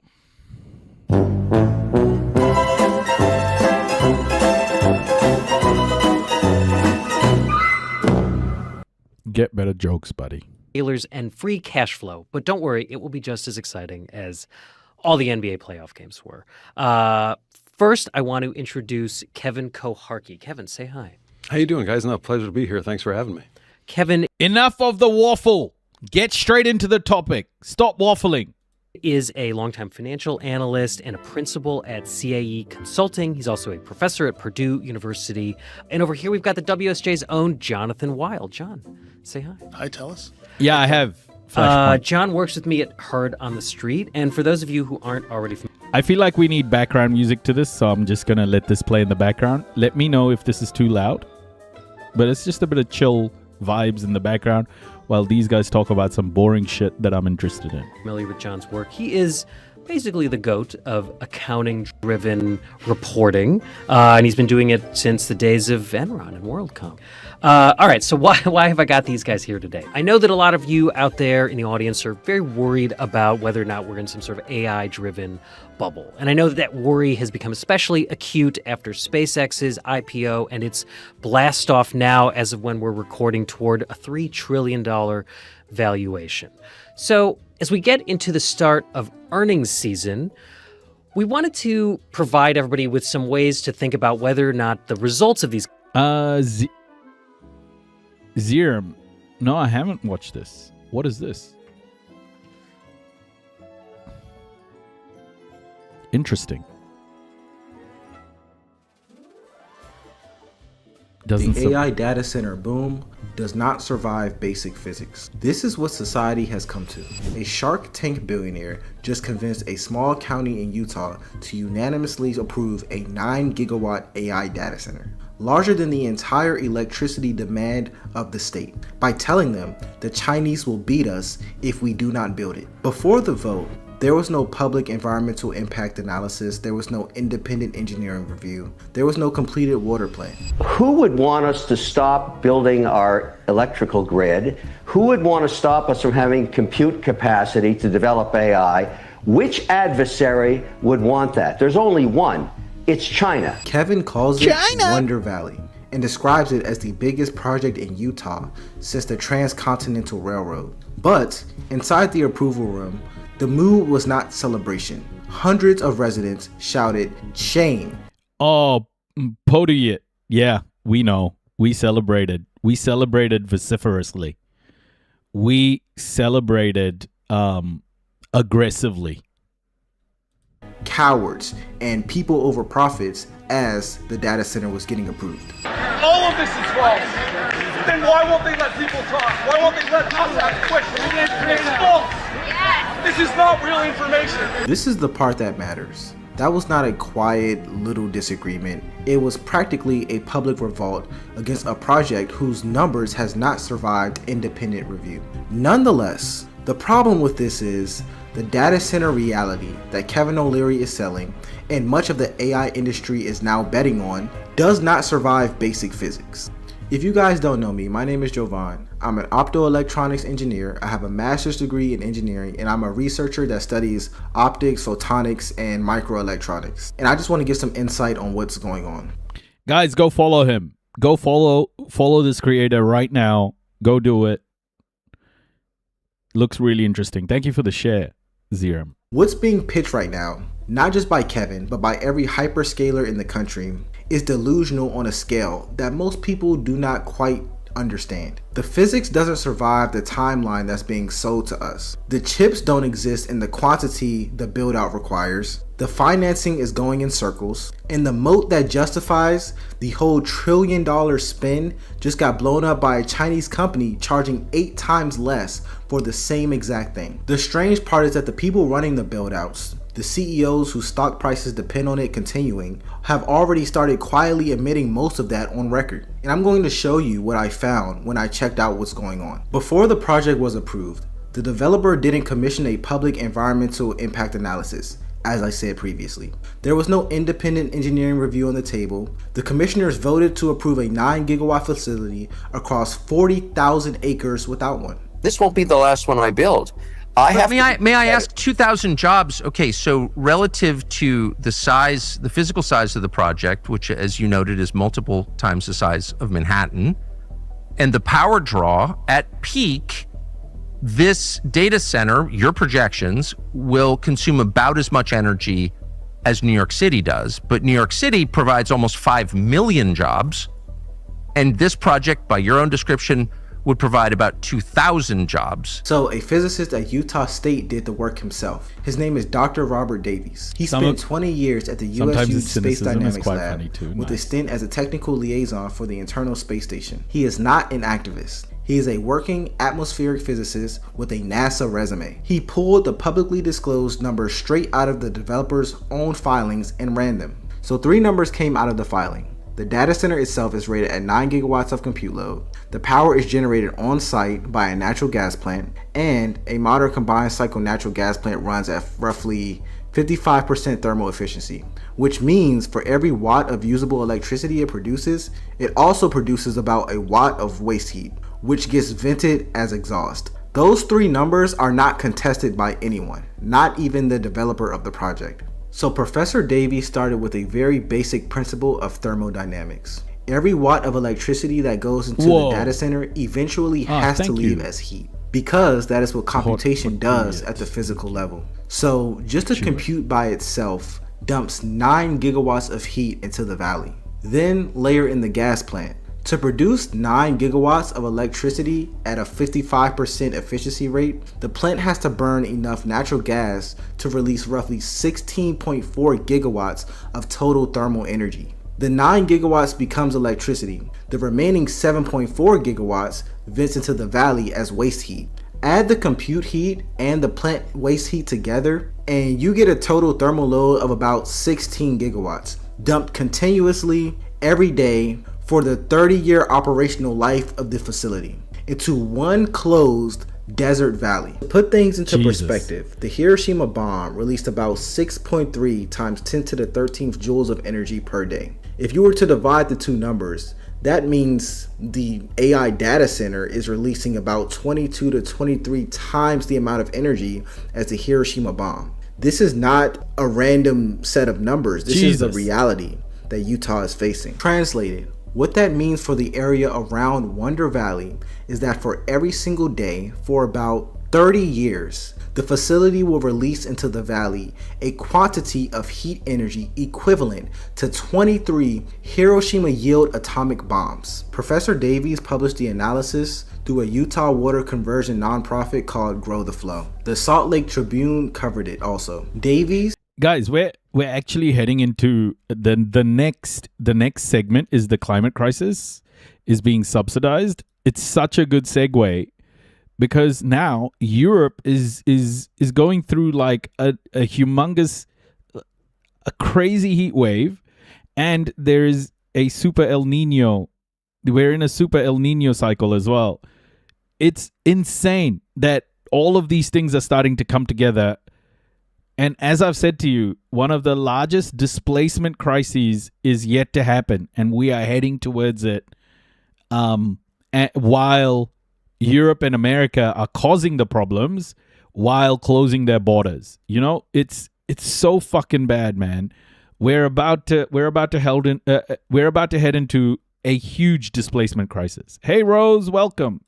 Or Professor Davies in his published analysis said this direct quote: "This is the energy output of 2.5 New York cities poured into a single confined desert basin in a watershed that's already in crisis." But what does dumping that much thermal load into a closed desert valley actually do? Professor Davies ran it. Daytime temperatures in the local area will go up 2 to 5 degrees Fahrenheit. Nighttime temperatures will go up 8 to 12 degrees Fahrenheit. A permanent shift, meaning over the sustained period that the data center exists, these temperature rises will also exist. This means a reclassification of the microclimate will happen. Ben Abbott, an ecology professor at BYU, reviewed the work independently and said this will absolutely change the landscape of the area and can also push the local environment outside of the desert into a desert equivalent weather.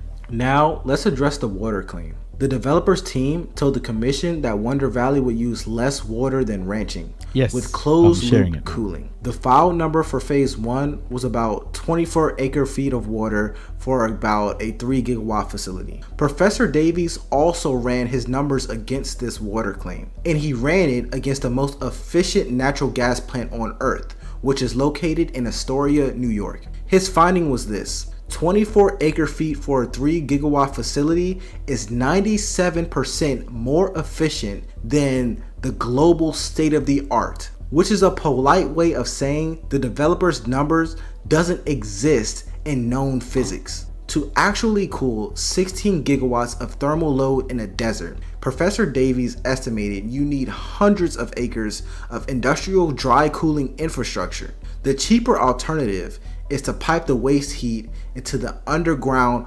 aquifer, which has, in his words, extreme unknown ecological consequences. Yeah, bro. You don't want to put 23 nukes underground and then be like, okay. Oh my gosh. This is such a crazy, crazy scale problem that's going to cause so much human suffering. Oh my gosh. You know what though? The big issue is this is all capitalism, right? There's no foresight. There's no foresight. This is the problem with capitalism.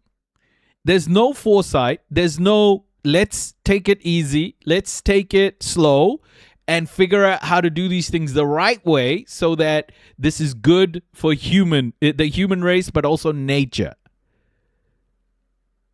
GDP. Yeah, exactly. Line must go up. This is what they did when oil became popular.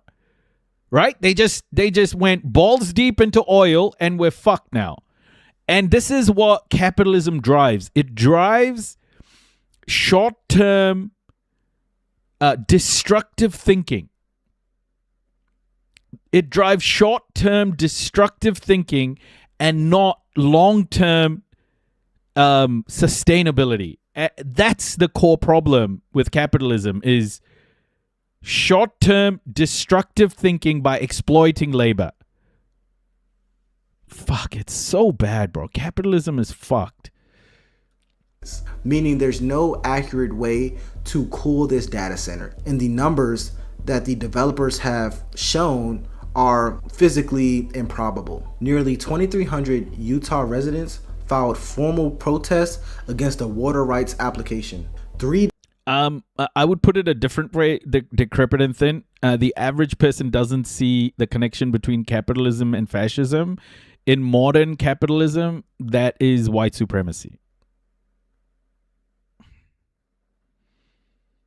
Capitalism and white supremacy, which is a really important connection. 3 days after the commission vote, the developer withdrew the application. Whatever water plant is currently being marketed is not the one that was filed. And in Kevin O'Leary's television appearances, he repeatedly claimed that Wonder Valley will be powered partly by, quote, solar, wind, and batteries. The development agreement filed with the state on record says 100% natural gas drawn through the Ruby pipeline from Wyoming.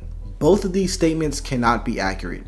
The commissioners voted anyway. Everything Professor Davies found out about Wonder Valley scales. Physics does not care what county you're in. So before I leave Utah, if Iran was building...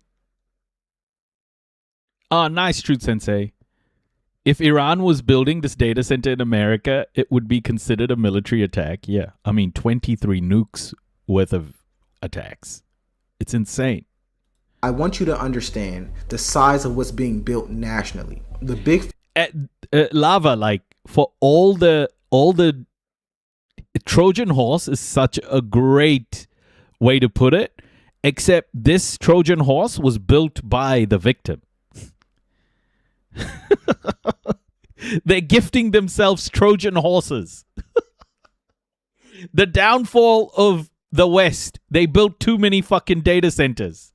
5 hyperscalers, Amazon, Alphabet, Microsoft, Meta, and Oracle, are spending between $660 to $690 billion on capital expenditure in 2026 alone. Roughly $450 billion of that is AI infrastructure specifically. Servers, GPUs, networking, and cooling. Meta alone is now spending 54% of revenue on CapEx. Microsoft, 47%. Google, 46%. A normal software company runs at about 8%. These companies are spending like utilities now. Not software. We're getting so close to Cyberpunk, it's not even funny. But they have different spending DNA. Stack on top of that. Bro, this creator is the GOAT. I love this. This is the kind of... I'm putting the notification on. Can you guys like share this stuff? Because this creator is incredible. What a share. At Stargate with a $500 billion target.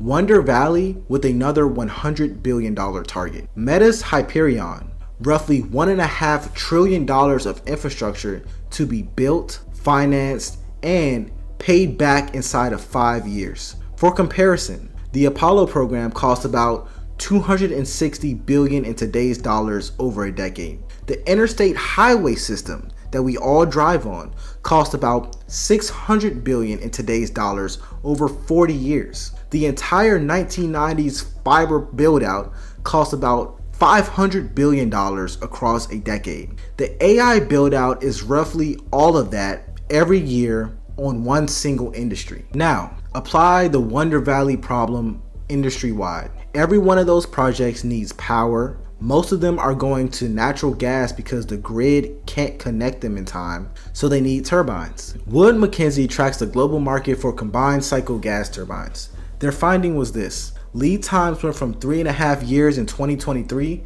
to 5 to 7 years 2 years later in 2025. Order books for new turbines are closed until 2028, with delivery 6 years after that. Prices are projected to be up 195% by the end of 2026 compared to 2019. Global manufacturing capacity for these turbines is about 30 gigawatts per year. The current backlog of orders is about 8 gigawatts. CleanView tracked 46 data centers in the United States alone. 56 gigawatts of nameplate capacity total. All of them are planning their own on-site power generation because they can't wait for the grid. Their workaround for the turbine shortage, and I am not exaggerating, includes mobile gas generators strapped to semi-trucks and turbines repurposed from cruise ships. And It's called The Condor Years by John Dingus.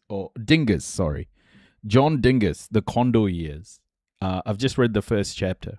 And aircraft. This is basically the state of the art of data centers in 2026. Then there's the chips. Modern AI accelerators are not single chips. They are logic die bonded to a high bandwidth memory stacked on top of silicon interposers. The bonding process is called CoWoS. That's CoWoS. The only company that does that at scale is a company called TSMC. And in late 2025, Taiwan. Every major player in the chain confirmed the same thing from these earning calls. TSMC said CoWoS capacity is sold out through 2025 and into 2026. TSMC is in Taiwan. Again, TSMC is the single point of failure for the whole AI industry. If China puts one fucking drone or one missile at TSMC, we're going straight into, or if even China just says we're closing the straits in the South China Sea, it's over. Like, everything will collapse.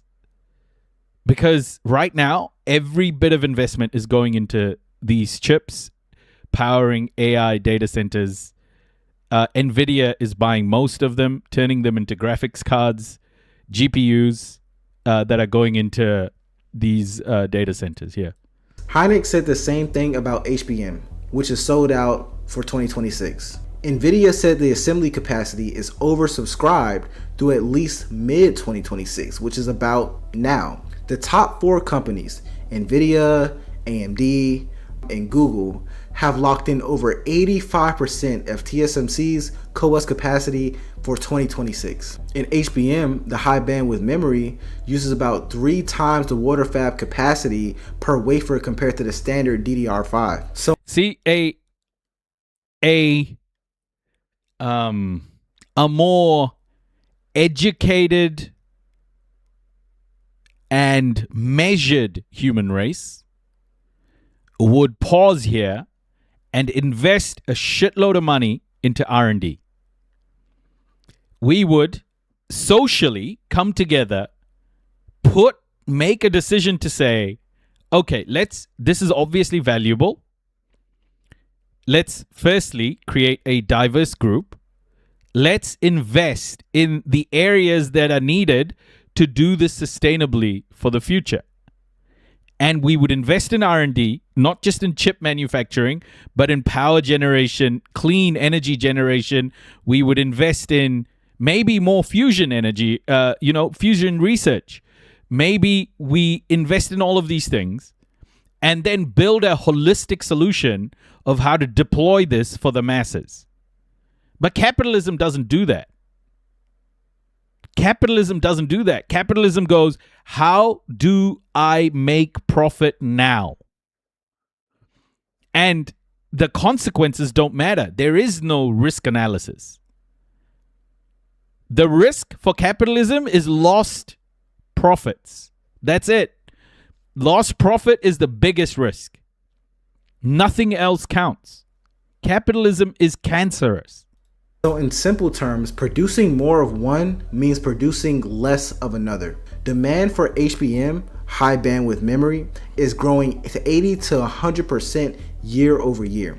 Supply is growing 50 to 60%. New HBM fabs take a minimum of 18 to 24 months to come online. Most new capacity won't even land until 2027 or 2028. Then there's the rebuild cycle that no one priced in. These facilities are not pyramids. They get gutted and rebuilt every few years if you didn't know. Nvidia ships a new chip generation every 12 to 18 months. Each generation burns more power than the last generation. Blackwell, one of their chips, is around 1200 watts per chip. The next generation Rubin is projected to be about 2000 watts per chip. As power density per rack jumps from 30 kilowatts to 130 to 250, the cooling architecture has to change with it.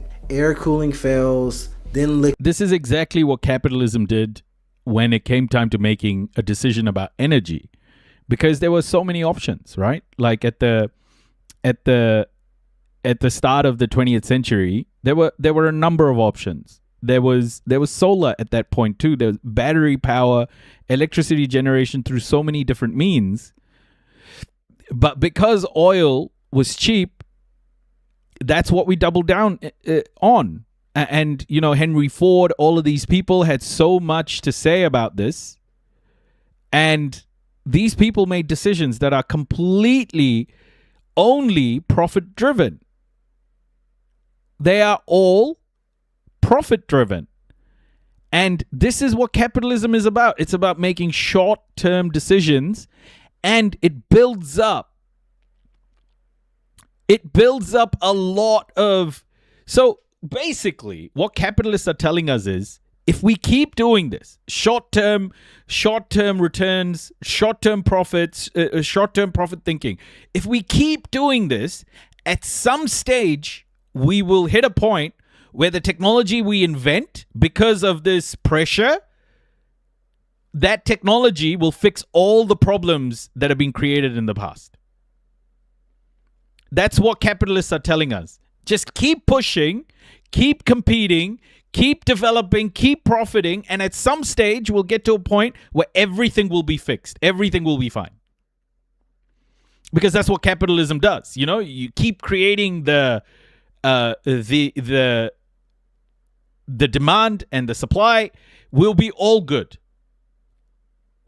We'll get to a stage where we'll fix all the problems created. But, you know, one of the things we have to realize, the damage that capitalism has created, in order to fix that, isn't profitable. Isn't necessarily profitable.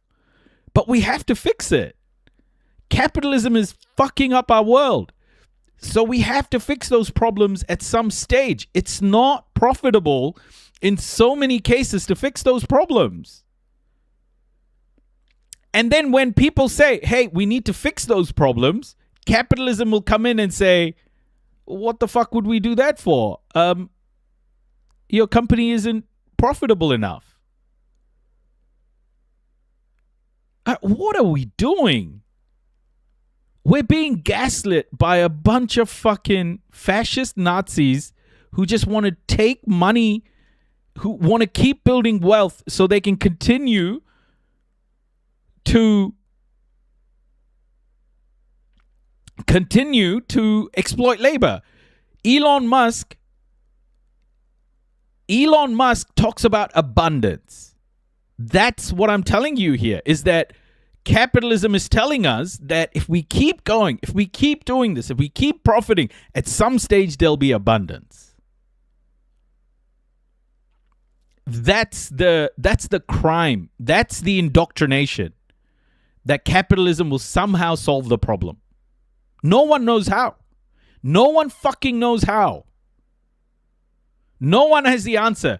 If you ask Elon Musk, he'll say we need to go to Mars and, you know, we need to keep expanding, or whatever the fuck he says.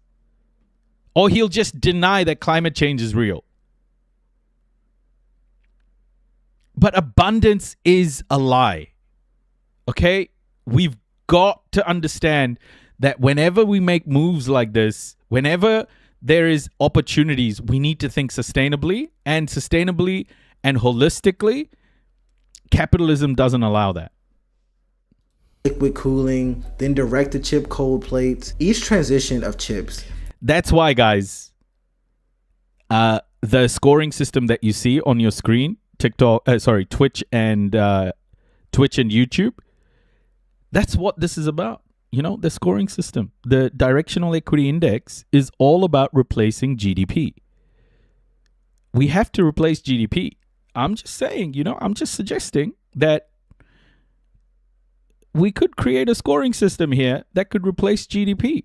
And that would fix a lot of the way we do work, a lot of the way labor contributes to outcomes. And I'm telling you, GDP is the most dangerous measure that we have right now. The most dangerous measure. Because growth can happen while fucking up the world. And that's not good.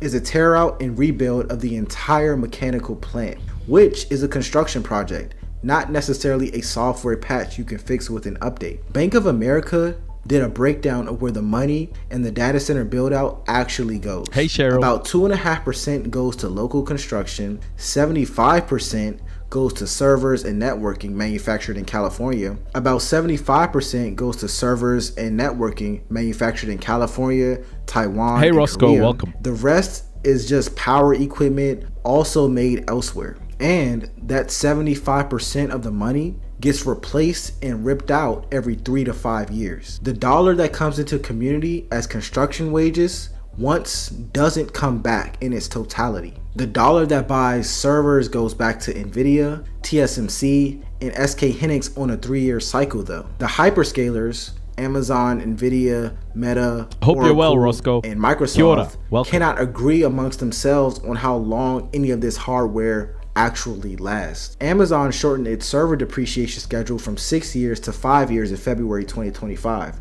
citing the increased pace of AI development, and took a $700 million hit of operating income just to do that. Meta, in the same exact year, extended its depreciation to 5.5 years and booked a $2.9 billion reduction in depreciation expenses. And these are the same conditions, and this happened in the same exact year. And they made opposite accounting calls. This is not a product of engineering. This is more so an earnings management by these two companies. And they came out to different answers at the end. I want you to look at what the people who are running the build out have said on record. In August of 2025, Sam Altman, the CEO of OpenAI, said this when he was comparing the AI bubble to the .com bubble. When bubbles happen, smart people get overexcited about a kernel of truth. Are we in a phase where investors as a whole are overexcited about AI? My opinion is yes. Jeff Bezos at Italian Tech Week in October 2025 said, "This is kind of an industrial bubble." David Solomon, the CEO of Goldman Sachs, on a stage at the same conference the same day, said, "There will be a lot of capital that's deployed that will turn out to not deliver returns. And when that happens, people will not feel good." And even the head of Google DeepMind, Demis Hassabis, said the current investment environment, quote, "seed roundings reaching tens of billions of dollars with just nothing." And finally, April 28th, 2026, the Wall Street Journal broke the story that should have ended the conversation. OpenAI missed its own internal monthly sale targets, missed its goals by 1 billion ChatGPT weekly active users by the end of 2025. And the part that matters the most, OpenAI's chief financial officer, Sarah Frier, is privately at odds with Sam Altman. And the part that matters the most, OpenAI's chief financial advisor, Sarah Frier, is privately... Guys, by the way, OpenAI started off as an NGO. It started off as a not-for-profit. That's what Sam Altman said that it would be. He started it off as a not-for-profit, got funding from fucking taxpayers, and now he's just messing up the world. At odds with Sam Altman over whether the revenue can possibly support more than $1.4 trillion in AI infrastructure commitments that OpenAI has signed to building. And remember, Frier is not a junior executive at OpenAI. Fryer was a CFO at And Google said do no evil. Yeah, I mean, they changed that very quickly, didn't they? Square and the CEO at Nextdoor before she joined OpenAI. According to Day Reporting, Fryer also told colleagues she doesn't believe the company can support its commitments at the current burn rate and has urged Altman to slow down the new pace of infrastructure deals, which makes sense. CEOs admitting their failures on camera is one thing, but you might reasonably say these guys all have a stock price at stake and their emissions are hedged. And you don't trust them either way, whether they're telling the truth or not. And that's a fair analysis. So let me show you what the people with no stock price at stake have published. I'm going to show 3 studies, each one a different leg of the same problem. Each one from an institution with no horse in the race. First study, Lawrence Berkeley National Lab. This is the U.S. National Laboratory. The Department of Energy uses to estimate national... NFL was a non-profit till 2015? What? The NFL? Energy consumption. Congress passed the Energy Act of 2020, welcome. Specifically requiring the DOE to publish an updated assessment of data center energy use. And Berkeley Lab is the team that wrote it. They have produced this report for Congress every few years since the early 2000s. There is no more authoritative source on this question in the country. According to the Berkeley Lab, data centers use 4.4% of all U.S. electricity in 2023. They project that will hit between 6.7 and 12% by 2028. This is tripling in 5 years total. To translate that for anyone whose eyes glaze over percentages, the high end of that range is the amount of electricity used by the entire country of Japan, dropped onto the US grid just for data centers, just for AI. In this same report on about page 11, the authors quote an important caveat about their own methodology.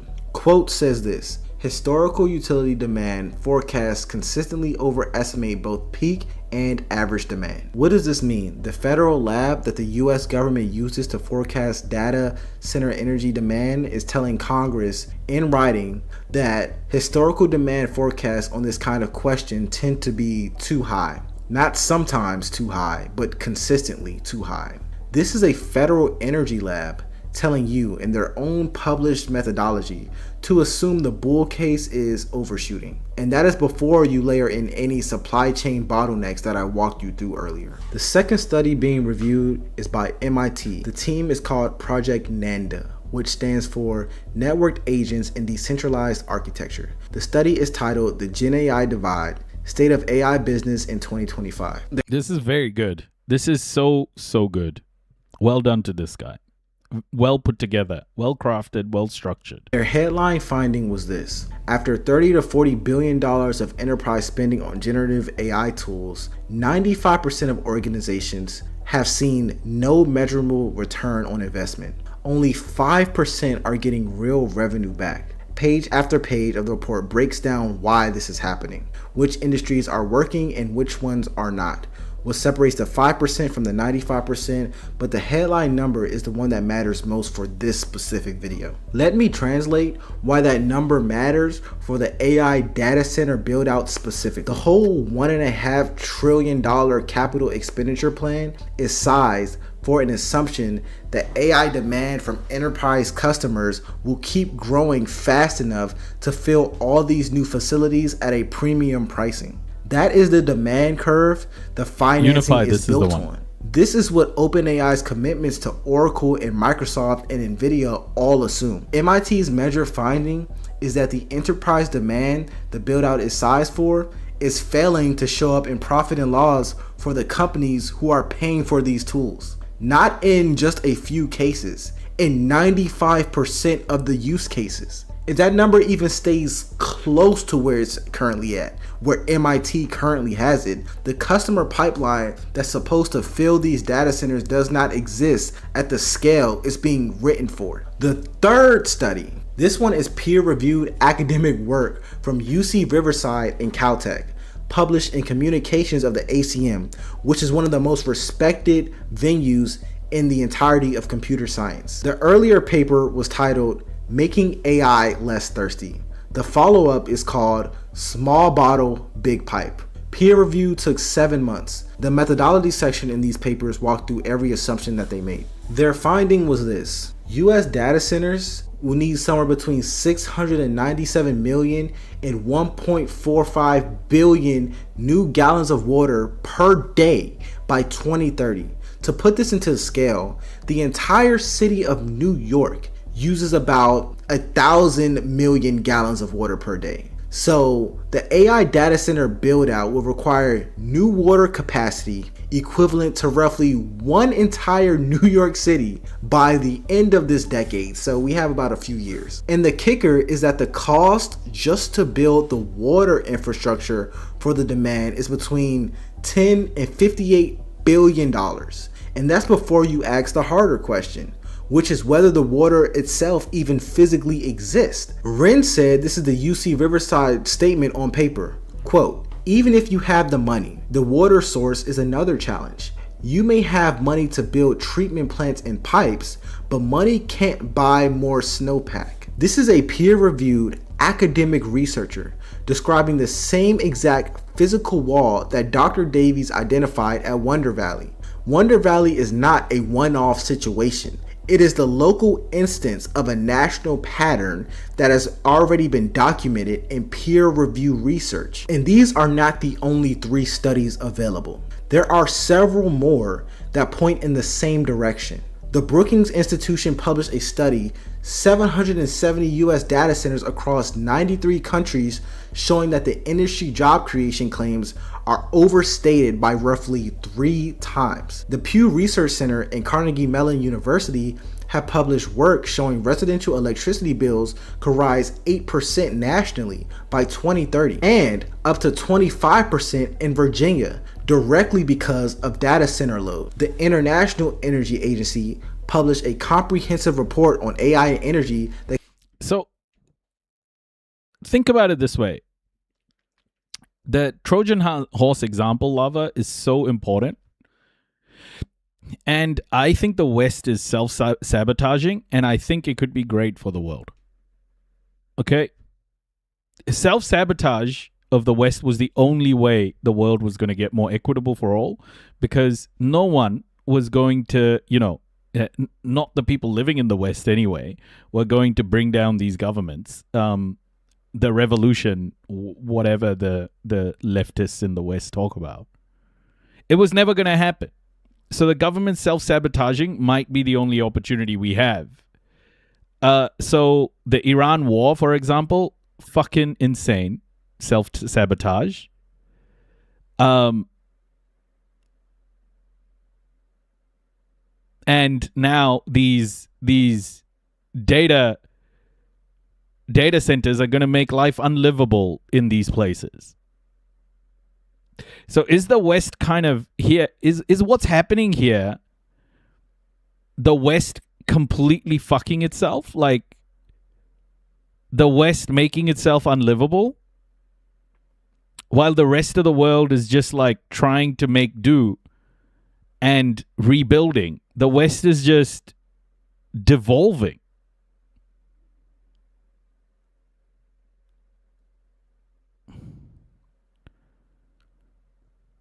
How are people going to use AI if their phone is dead all the time and rolling blackouts? No, climate science doesn't work that way. No. I agree, Lava. I agree. The problem is, who was going to stop the West anyway? It's like, yeah, they're fucking it up. They're fucking up the climate, but the rest of the world isn't building, data centers like this. Just the West is doing it. Even China's like, okay, we're not going to fuck up our whole country with data centers. So maybe this is the change that may bring about equity for all. The West completely sabotaging itself from the inside out. I mean, the world will suffer, of course. The West wasn't going to go into a more equitable world for all without violence, was it? White supremacy will not go into the next phase of the world without violence. That violence is expected. maybe it's violence on their own.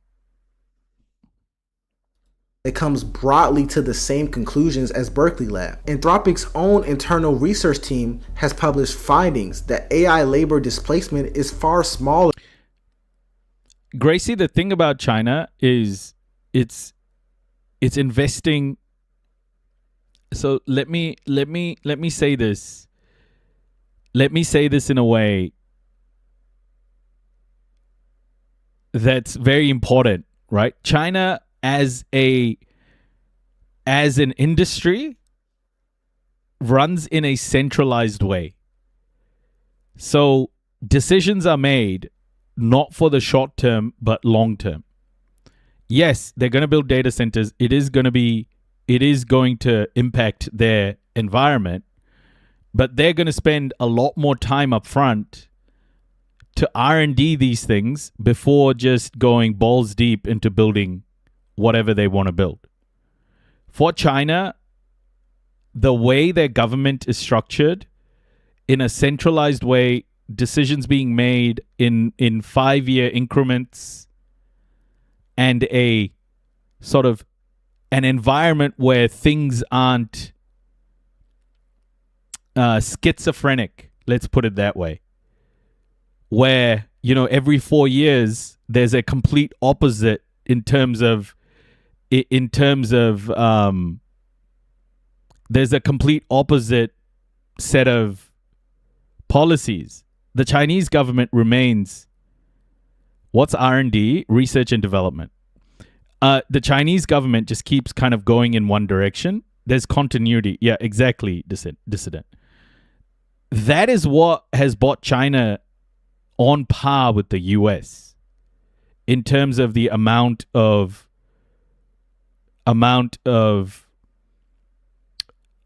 I guess the size of its economy.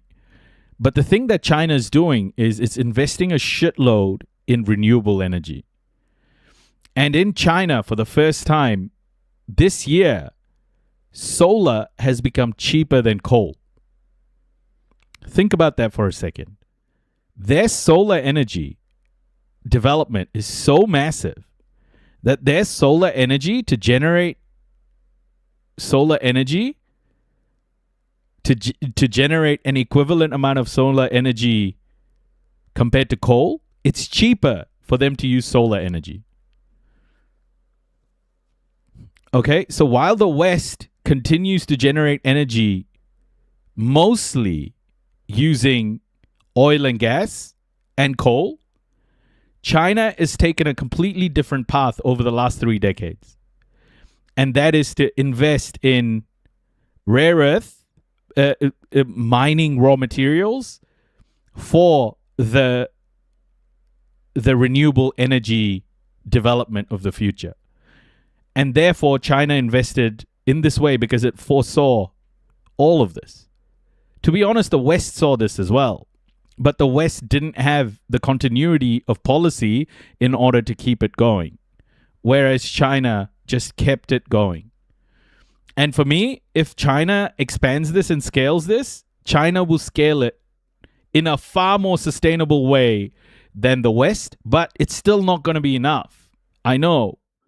It's still not going to be enough. It's still going to create massive issues. But the West is fundamentally on a track to completely ruin the planet. My hope is that the West will just ruin itself before it ruins the whole planet. But the lax environmental laws in most global South countries have already damaged their ecosystem by accepting incredibly damaging activities from Western multinationals, accepting excess garbage waste from Western countries, allowing nuclear waste dumping underground, etc. Yeah, I know. I just want to see some geopolitical changes, and I think unless this AI bubble bursts, it's going to continue to grow like this. I just hope the West uses its own land for fucking up the world. Let the West fuck itself up before it fucks up the world. The West privatizes infrastructure under the delusional idea that this would make it better. Instead, Western infrastructure development has either been static or slow. Yeah. Than what the CEO has predicted publicly. All of these are linked in the description if you want to read them yourself. And these are not advocacy groups. These are the most rigorous research institutions in the country. Too late. The planet is connected? ? Bro, this is what white supremacy has done to the world.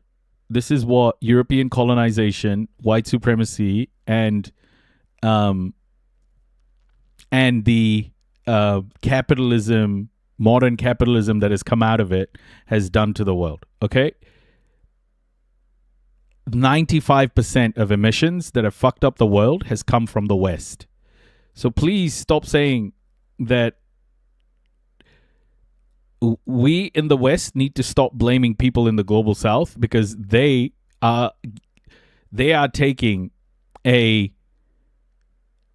sizable impact, and they have not contributed anywhere as much as the West has. Kia ora, Darlene. And yet they are the ones who continue to get bombed. So people who come in now and go, oh yeah, the globe is connected, are just whitewashing what the West has done. Please, just go. If you want to spread awareness and educate, go do it. Don't just type passive aggressive comments in chat and think things will change. You may be a geoscientist, bro, but you're typing fucking passive aggressive comments. I'm a software engineer. Who gives a fuck?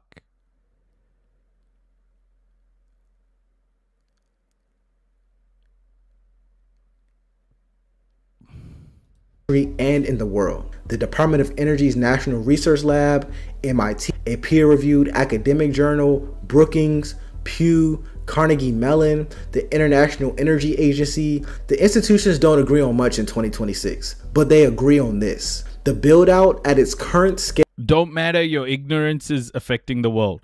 The motherfucker comes into chat, types in passive-aggressive shit, and then blames everything on everybody else while using a platform that is ultimately using AI because he's typing comments. Bro, you're an idiot. We're at least educating people here. If you're a geoscientist, go educate people. Don't be a passive-aggressive douchebag. Scale and timeline is sized for a future that the most careful published research available flat out does not support and flat out refutes. There's an assumption baked into the entire build out that I want to unpack. The assumption is this, that if you build the data centers, the customers will fill them. History says that's not how it works. In 1998, Motorola spun out a project called Iridium. They launched 66 satellites into low Earth orbit to provide global satellite phone coverage. Total capital deployed was about $5 billion. The constellation went live in November 1998. The engineering worked in that project. The phones worked in that project. The coverage was genuinely global, including the middle of the ocean and the South Pole. Iridium filed for bankruptcy in August of 1999. 9 months after they launched. The forecast has said millions of paying subscribers. At peak, they had about under 50,000. The satellites stayed in orbit because deorbiting them cost more than leaving them up. A year later, a post-bankruptcy investor group bought the entire constellation, 66 working satellites, and the ground network for $25 million, about 0.5% of what the original build-out had cost. About 0.5% of what the original build-out has cost. Iridium built the infrastructure, but the customers never came. The satellites are still up there. The original investors, however, are not. Yes, and the version of this in 2026 is worse, because Iridium satellites had a useful operating life of over 10 years. They could sit in orbit and wait for a buyer. An AI data center's primary asset, the GPU, has an engineering useful life of 2 to 3 years before the next generation makes it completely obsolete. Yeah, Lava, especially because I don't think, and that's why you cannot be a human rights activist without taking climate justice into account. You can't be saying free Palestine without understanding that climate justice is as linked to a free Palestine as anything else. You got to understand that the same forces creating this climate crisis are the same forces committing genocide in Gaza. They're all linked. It's the same structure of oppression. So it's very important to see how capitalism is intertwined into everything. It's very violent and evil.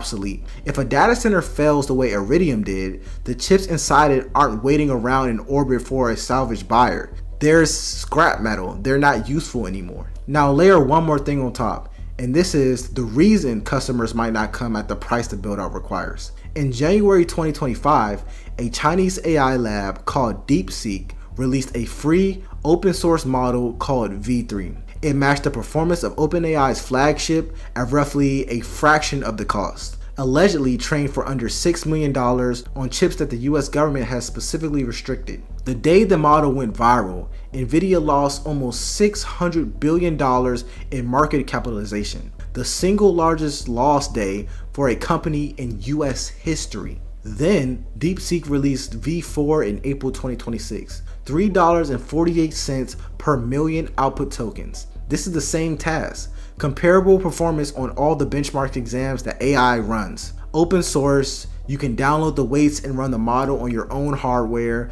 OpenAI charges $30 per million tokens for the equivalent.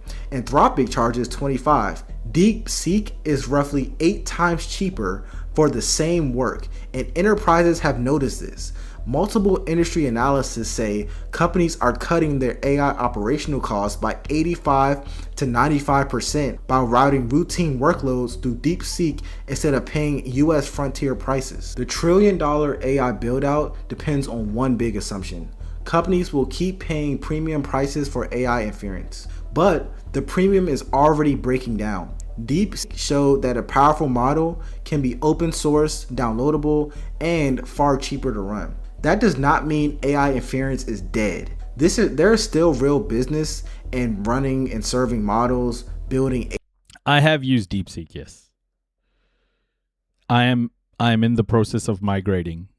I'm gonna be using DeepSeek for any AI needs. Agents and integrating AI into specific industries. What it does mean is that simply owning the model is no longer a defensible mode. Google actually saw this coming in 2023. An internal memo titled "We have no mode and neither does OpenAI" warned that open source models would eventually pressure the entire business model. That prediction is no longer theoretical. It happened. And the financing structure of the build-out makes it worse, not better. Hey, Microsoft Holly, welcome. invested $11.6 billion in OpenAI. OpenAI then committed over $250 billion to Microsoft Azure for compute power, which The craziest thing is the reason why China is actually innovating goes against everything that capitalism is about. The reason why China is actually innovating is because America has been so anti-capitalist, especially on targeted areas of the world. America has basically blocked chips being sold to China. So China has had to innovate and come up with its own solutions. And this is not, capitalism is about free market. You know, neoliberalism sells this free market capitalism, but then they sanction states all the time. None of this is free market capitalism. None of this goes by the capitalist, like a capitalist manifesto. This isn't capitalism. What the West is doing. It's just supremacy in financial form. Microsoft books as revenue. Nvidia issued a $100 billion letter of intent to OpenAI, which deploys progressively as OpenAI buys NVIDIA chips. Money NVIDIA is investing in OpenAI recycles right back to NVIDIA as chip purchases. NVIDIA also owns 9 to 13% of an entity called the Day Room, welcome. And has a $6.3 billion contract to buy CoreWeave's unsold GPU capacity. CoreWeave borrows against the contract to buy more NVIDIA GPUs. Same dollar, however, but is kind of running in circular patterns. Oracle has equity in Stargate. OpenAI has $300 billion in obligations to Oracle for Stargate capacity. To finance that, Oracle issued $18 billion in bonds in September 2025, including 40-year tranches maturing in 2065. The bonds will be outstanding for 35 years after the GPUs they're paying for have been scrapped, which is the kind of duration mismatch the credit market is supposed to notice immediately. It did. Oracle is tied directly into this build-out. It has equity in Stargate, and OpenAI has committed roughly $300 billion to Oracle for Stargate data center capacity. To help finance that expansion, Oracle issued $18 billion worth of bonds in September 2025, including a 40-year bond that does not mature until 2065. Yeah, Starmer resigned, Des. This whole financing circle jerk that's happening right now, where companies are just like using capital that they got through investment and reappropriating it into another company. They're all like sharing their own capital, investing in each other just to keep themselves alive. And Oracle financing its operations through selling company bonds, so basically selling its debt.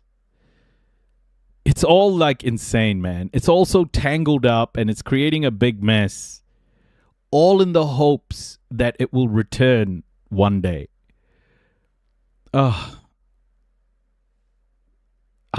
Honestly, this is such an insane thing. Most of America's GDP last year, GDP growth, was AI investment. This creates an insane mismatch. Oracle is borrowing money for decades to... It sounds like socialism, doesn't it, DJ Halls? Socialism for the rich, capitalism for the poor. Finance infrastructure built around GPUs that may be obsolete in 3 to 5 years. In other words, the debt could still be sitting in Oracle's books after 35 years, after the hardware that it's helped pay for has been ripped out, replaced, or just flat out scrapped. And the credit market also noticed this. Oracle's 5-year credit default swap spread tripled in the second half of 2025. This is what circular AI financing looks like when the market... No, this is what is circular AI financing, aka vicious circle jerking. Market starts pricing in risk. But here's where I want to land, because I'm not an image mirror of doomers. They're confident in the wrong direction, and I don't want to be confident in the other wrong direction. So let me draw the line clearly. AI is objectively real. Anthropic itself is at over $30 billion in annualized revenue. OpenAI is at $24 to $25 billion, and data center vacancy in core markets is 1.6%. This is showing that there's real money in this, there's real customers, and there's an objective real demand. What is delusional is the gap between the build out that is being financed today and the revenue trajectory that has to materialize for the financing to make sense. The gas turbines, the chips, the cooling, the construction, the permitting, and the local political consent all run on lead times that manufacturers themselves say cannot compress. The CEOs financing it are on record calling it a bubble. But I also want to give you the other side of this analysis. There are scenarios where this analysis does age badly, and I want to name them. Algorithmic efficiency could keep dropping at roughly 10 times per generation, in which case the build out is overspec'd rather than undersized, and the hardware ages into more useful output than I expect. You can also factor in photonic compute, which is my field, which can move research from early pilots into commercial development, which would change the entire thermal and power envelope of the industry. You can also factor in small modular nuclear reactors, which could deploy in serial production faster than being projected, which would loosen the grid bottleneck that I described. Enterprise adoption velocity could keep accelerating at the rates Anthropic has shown over the past year, meaning that the growth rate that they're having now, if that continues, this bottleneck could be solved. And any one of these instances would immediately change the picture. And any one of these can change the picture. None of them justify $1 trillion of debt-financed gas turbine plants committed in 2025 on the assumption that they'll arrive in time. What am I saying? All of these are technically possible, but they're improbable. They're improbable realities. I do, however, owe you all the honest other side. There are ways that this analysis that I went over could go badly, and let me name them clearly. There could be algorithmic efficiency that could keep improving fast enough that the same hardware produces far more useful output than expected. In that case, the build out will look overbuilt, not underbuilt. There could be photonic computing, which is my field, which can move research and early pilots into commercial deployment. So photonic computing is, instead of electrons, it's moving photons, moving data through photons on chips. There's a really good Veritasium video on this. Go check it out. That would change the industry's entire power and cooling profile. There could be small modular nuclear reactors, which could also scale faster than expected, which would ease the grid bottleneck that I described earlier. And enterprise adoption could keep accelerating, especially if companies start turning AI pilots into real revenue at pace. And Anthropic has shown this over the past year. Any of these could change the picture, but none of them justify committing $1 trillion of debt-financed gas turbines in 2026 on the assumption that every bottleneck gets solved on schedule. If I'm wrong, come find me in 3 years and I'll eat the L. But I am not betting against today's physics and today's finances on the hope that tomorrow's physics saves their spreadsheet. Now, if you're a student, just keep watching this play out and stay on the course that you're on. Or if you're early career, stay the course that you're on, because the numbers and the narratives being put out are not necessarily editing error. And if you're just watching this play out and you're not a student or you're not in the STEM field, this is a big video, man. This is tough to edit. Don't make a single life decision based on a narrative that the people pushing it have already started to walk back. Sam Altman, the CEO of OpenAI, has called it a bubble. Fryer told her own CEO to slow down. Bezos called it an industrial bubble. Solomon expects the capital to be incinerated, so on and so forth. And lastly, the research backs that this could possibly be a bubble and defies physics. A physicist with a NASA resume ran the math on the flagship project in Utah, Wonder Valley, and called it 23 atomic bombs of thermal energy every single day. And these aren't my words that I'm making up. They're their words. But all in all, the .com bubble crashed, the internet still won. Amazon survived, but pets.com didn't. Two things were true at the same time. The same is true here. AI is obviously real. Most of the specific build out, financed this specific way, on this specific timeline, is not real. My name is Jovan. I hope you enjoyed this video. Please make sure you like and subscribe if you like videos like this, and I will see you on the next one. Good man. That was awesome. Okay. Every technology. Thank you so much for sharing, Zirm. That was incredible. Very good. Very good. Very informative. All these other videos can go away. Okay. This is a great segue. This is a great segue to the looming Super El Nino, which Al Jazeera is reporting here. Climate change. Climate change. as the French would say. Climat change, I believe. The looming Super El Nino. Reopening the Strait of Hormuz. El Nino has already started, quietly. Scientists have detected the warming of the Pacific Ocean and warned that, by November, the world could face the most powerful El Nino ever, the Super El Nino. El Nino is a natural phenomenon. It happens about every 2 to 7 years when temperatures in the Pacific Ocean rise and disrupt weather patterns across the globe. The last El Nino was in 2023 and 2024, with 2024 ending up being the hottest year ever recorded, with global temperatures 1.5 degrees above pre-industrial levels. But this one could be even stronger. So what happens when El Nino peaks? That depends on where you live. The Horn of Africa could be hit by flooding. Totally, Sahel Matthew. and Southern Africa should expect less rain.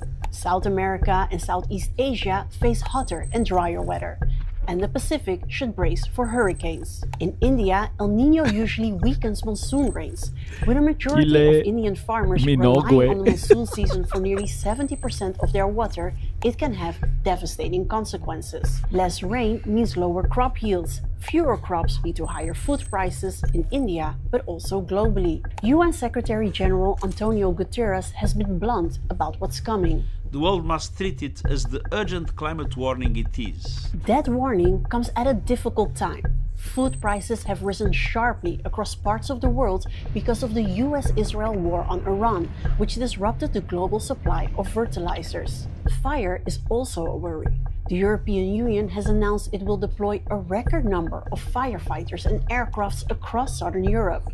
But many countries that suffer even more from the climate crisis do not have many options. Global aid budgets have been cut, and economies are still absorbing the fallout from the Iran war. There is a gap between what is needed and what is available. El Nino has started slowly, but it's expected to peak in the coming months, meaning the world doesn't have much time left to prepare for the worst El Nino yet.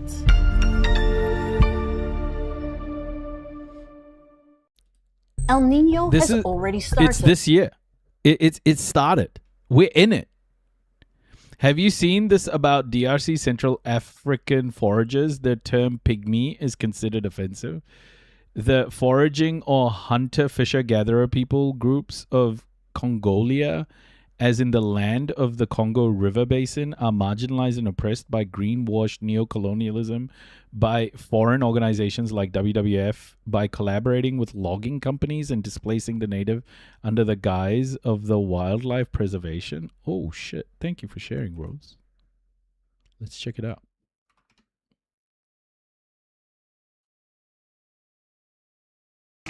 For generations, the forests around Beni in northeastern DRC have been home to indigenous pygmy communities who survive through hunting, gathering, and a nomadic way of life. But ongoing violence by ADF rebels has made those forests increasingly dangerous. The rebels have long used the dense forests as their bases and hideouts. An attack in late May killed 6 pygmy members. By the way, like,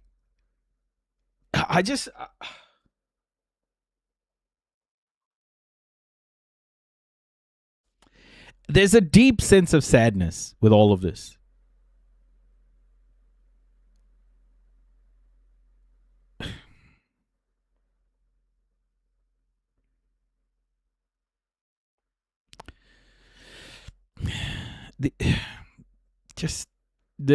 Like,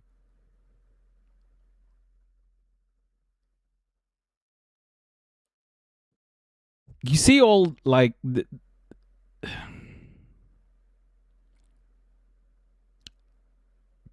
devastated. Children are being fucking blown to pieces. Children don't have enough food. What are we fucking doing, guys? Like, I just feel constant sadness. I think it's really bad way to be, but this is just how it's ended up being. Like, constant fucking sadness, anxiety, and rage. Including a well-known local actor. In search of safety, more than 170 pygmies fled their camp in Gandhi on the outskirts of Beni. They found temporary refuge at another ethnic community, having been welcomed by the community's traditional leader. Today, most of them women and children are living in difficult conditions with little food, shelter, or basic support. But for people accustomed to life in the forest, adapting to a sedentary lifestyle has been deeply painful. We have lived in the forest all our lives. We survived on fruits, roots, and game, and we lived well there. We do not understand why these attackers are making our lives so difficult. Now we are suffering. We sleep on the ground and do not know what tomorrow will bring. Only God is helping us. Community members say they have long been caught in the middle of conflict between government forces and the ADF militia. Many say they are targeted because they are isolated, vulnerable, and largely defenseless. The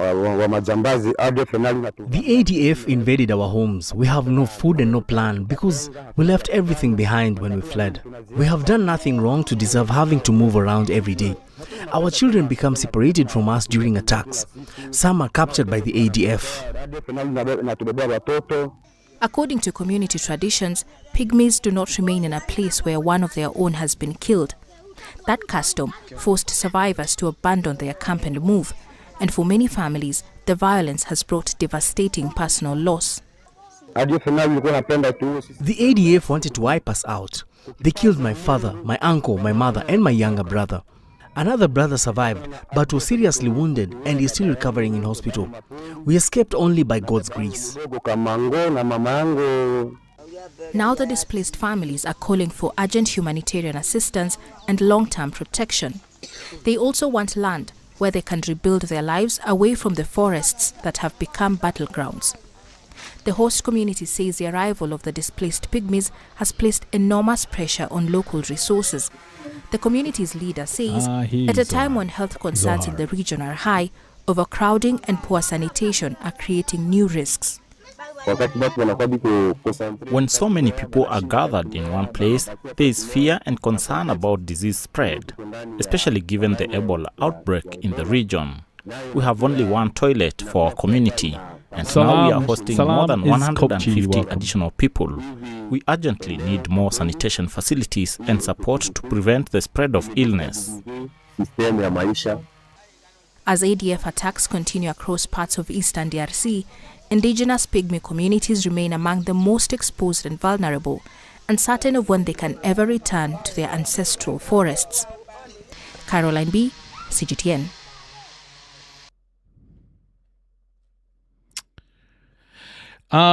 This is also a good time. Just, you remember a few days ago, I think 3 days ago, I talked about African countries asking for reparations with the Caribbean, with the Caribbean region. Well, Al Jazeera did a piece on it too. Let's just listen, because this is how we have to push for reparations for everybody. We have to CARICOM, yeah. We have to build an equitable world for all. That has to be the goal, guys. Like, I am so fucking convinced that the only way is to focus on solving this problem, is to focus on equitable outcomes. Like, everything else, in my opinion, is such a distraction. Like, we have to be focused on equitable outcomes. The Sandra River meets the Atlantic Ocean in Ivory Coast is the road of no return.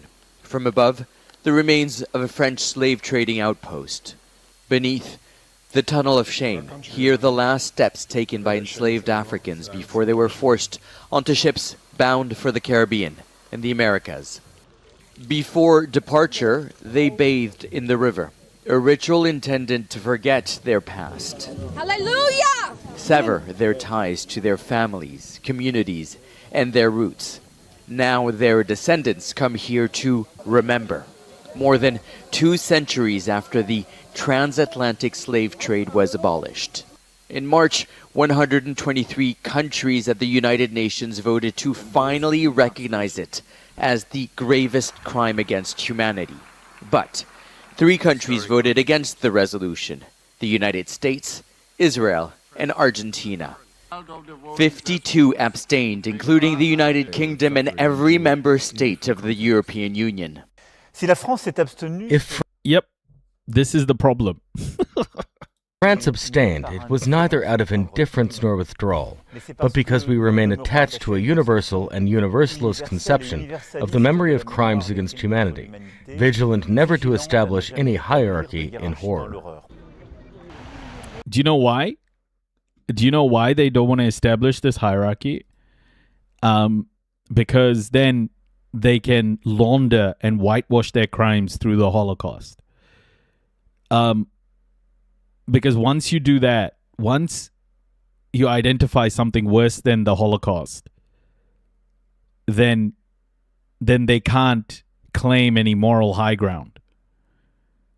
But one thing we shouldn't forget is we shouldn't minimize the Holocaust either, because that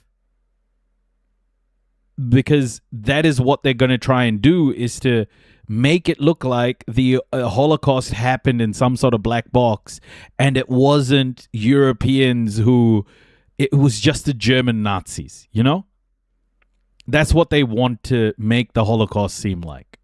But the Holocaust happened within a structure of oppression built over 600 years. It was about white supremacist ideology. It was white supremacist ideology that created these problems. And the Holocaust was a symptom of that white supremacist European colonizer logic. And never ever forget that. Never ever forget that. Europe is trying to make events like the Holocaust seem like they happened in a vacuum. None of these things do. None of these things do. Because Germany perfected its art of genocide on the Herero and Nama people in Namibia.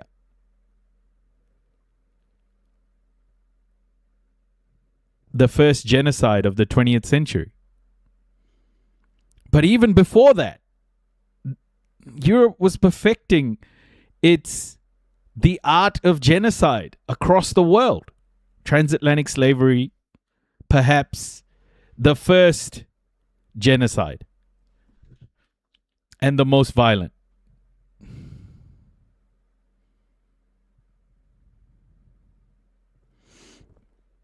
Okay, so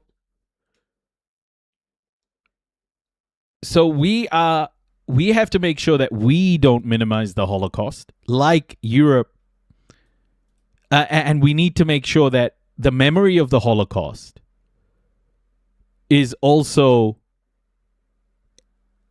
remembered in a way that the Holocaust didn't happen in a vacuum.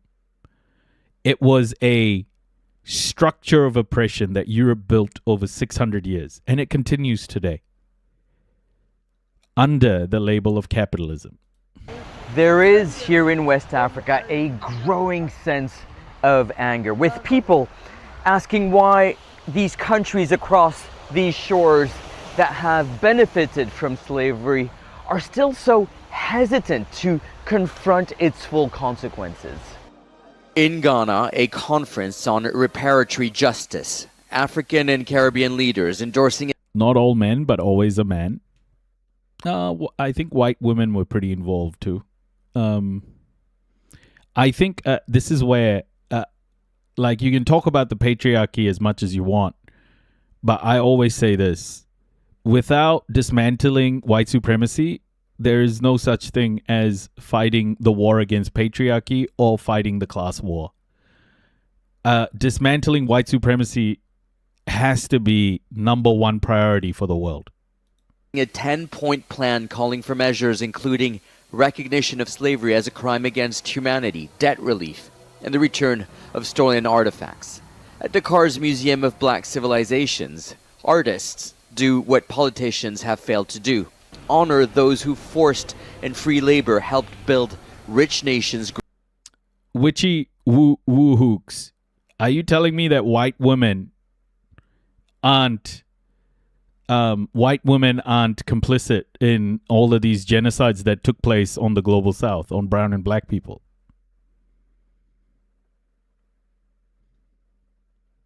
I think white feminism is the biggest lie.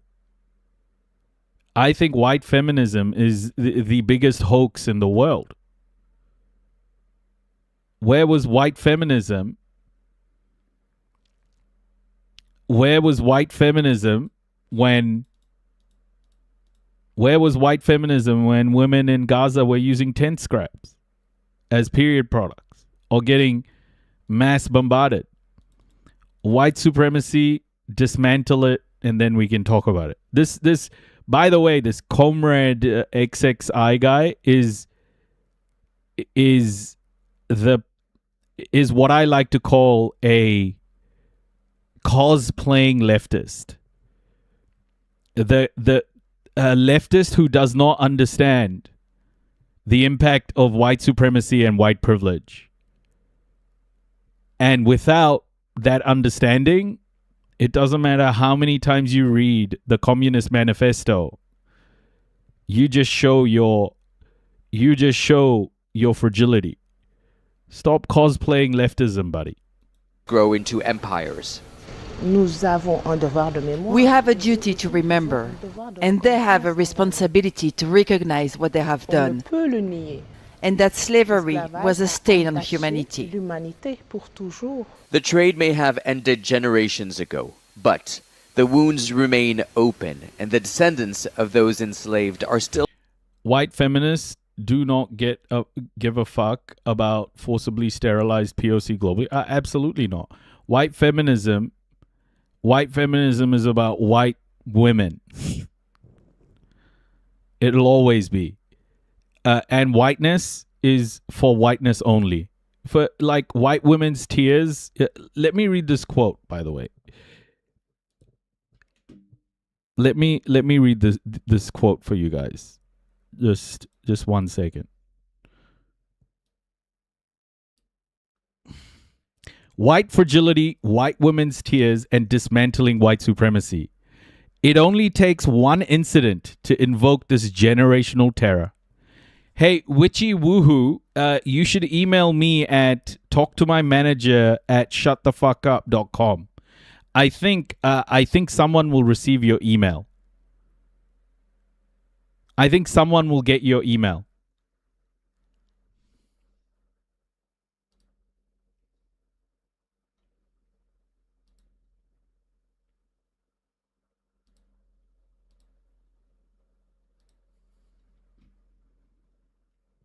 Yeah, I can guarantee you if I go to this witchy woohoo's account, not a single video about the women in Palestine. White women's tears will always be for white women.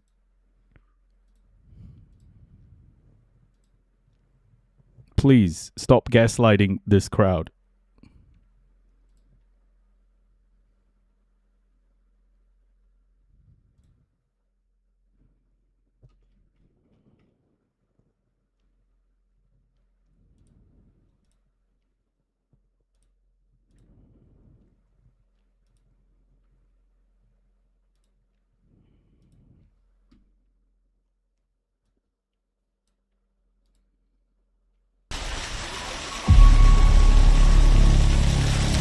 Europe is enduring its first major heat wave of the summer, with temperatures approaching 40 degrees Celsius.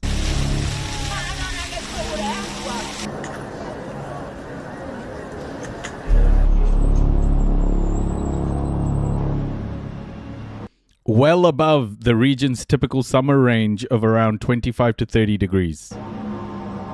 Pues mira, a golpe de abanico. This lady's fanning herself. Y con el agua, buscando sombras. La verdad es que es muy cansado todo el rato el calor, ¿no? Y vas buscando espacios en los que puedas estar un poquito más tranquilito en la sombra. Yeah, there's I'm almost done with that book, White Fear. Pick it up, read it. White Fear, the book is called. It is an incredible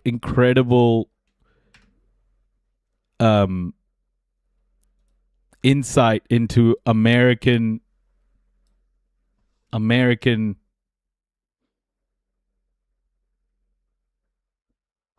into the white population of America.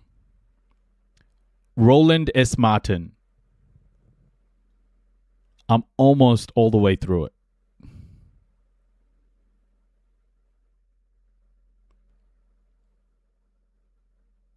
It's a short read, but it's incredible. Yeah, I did, Kara, yeah.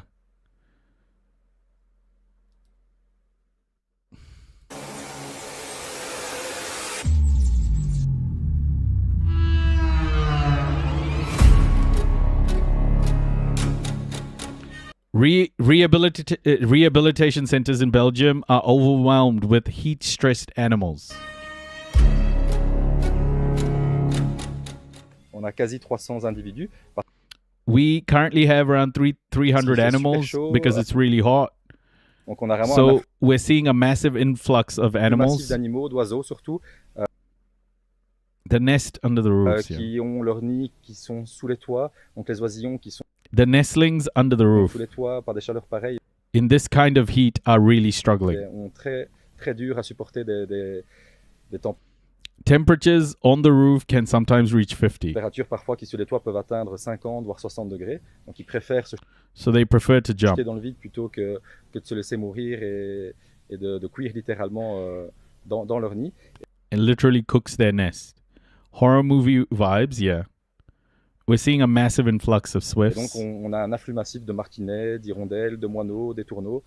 Swallows, sparrows, starlings, basically. Bref, des espèces qui ont all the species that nest under the roofs. Des nids comme ça sous les toits. In Italy, several cities were issued a red alert amid heat wave conditions in the country. Why is media not fucking talking about this, guys? Like, why the fuck is the media not talking about this? It's so insane. Like, this is a crazy heat wave. In Italy, according to the health ministry, the cities including Turin, Florence, Bologna, and Milan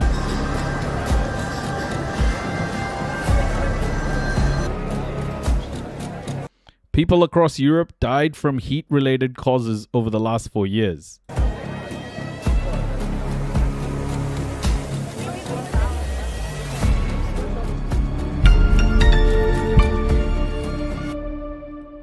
Yeah, this is insane. The world is experiencing this El Nino. I don't know what's to come. Like, what is this El Nino? What does it mean? Like, I need like a good explainer on this El Nino, guys. Super El Nino. Let's check it out. This was 1 day ago. All right, let's check.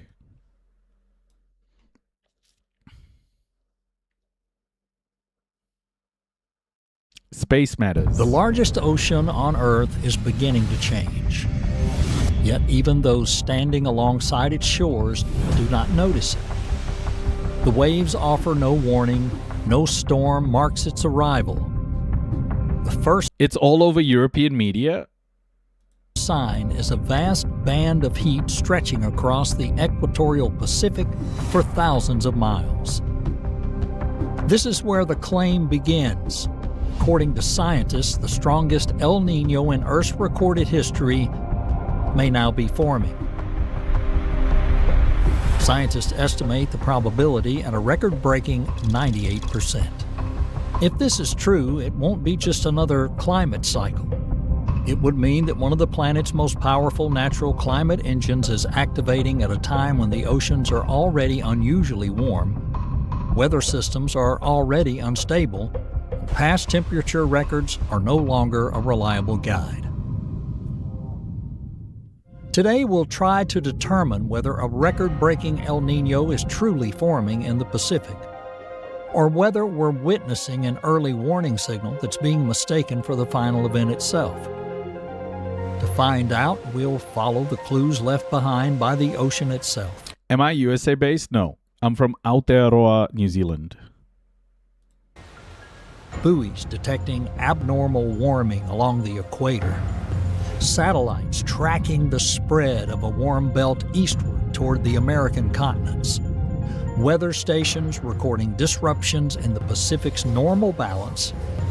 And models showing how a single band of heat can evolve into global droughts, floods, marine die-offs, crop failures. Hey, Khadija. And a chain reaction of devastating consequences across nearly every continent. I think, by the way, white feminism is one of the most misogynistic fucking things in the world. But first, to make sure we're all on the same page, let's clarify what this phenomenon actually is. El Niño begins when unusually warm temperatures develop across the central and eastern tropical Pacific, while the trade winds that normally regulate this flow of heat begin to weaken. If the ocean and atmosphere start interacting with one another, this shift can alter weather patterns across much of the planet. And the first sign has already appeared.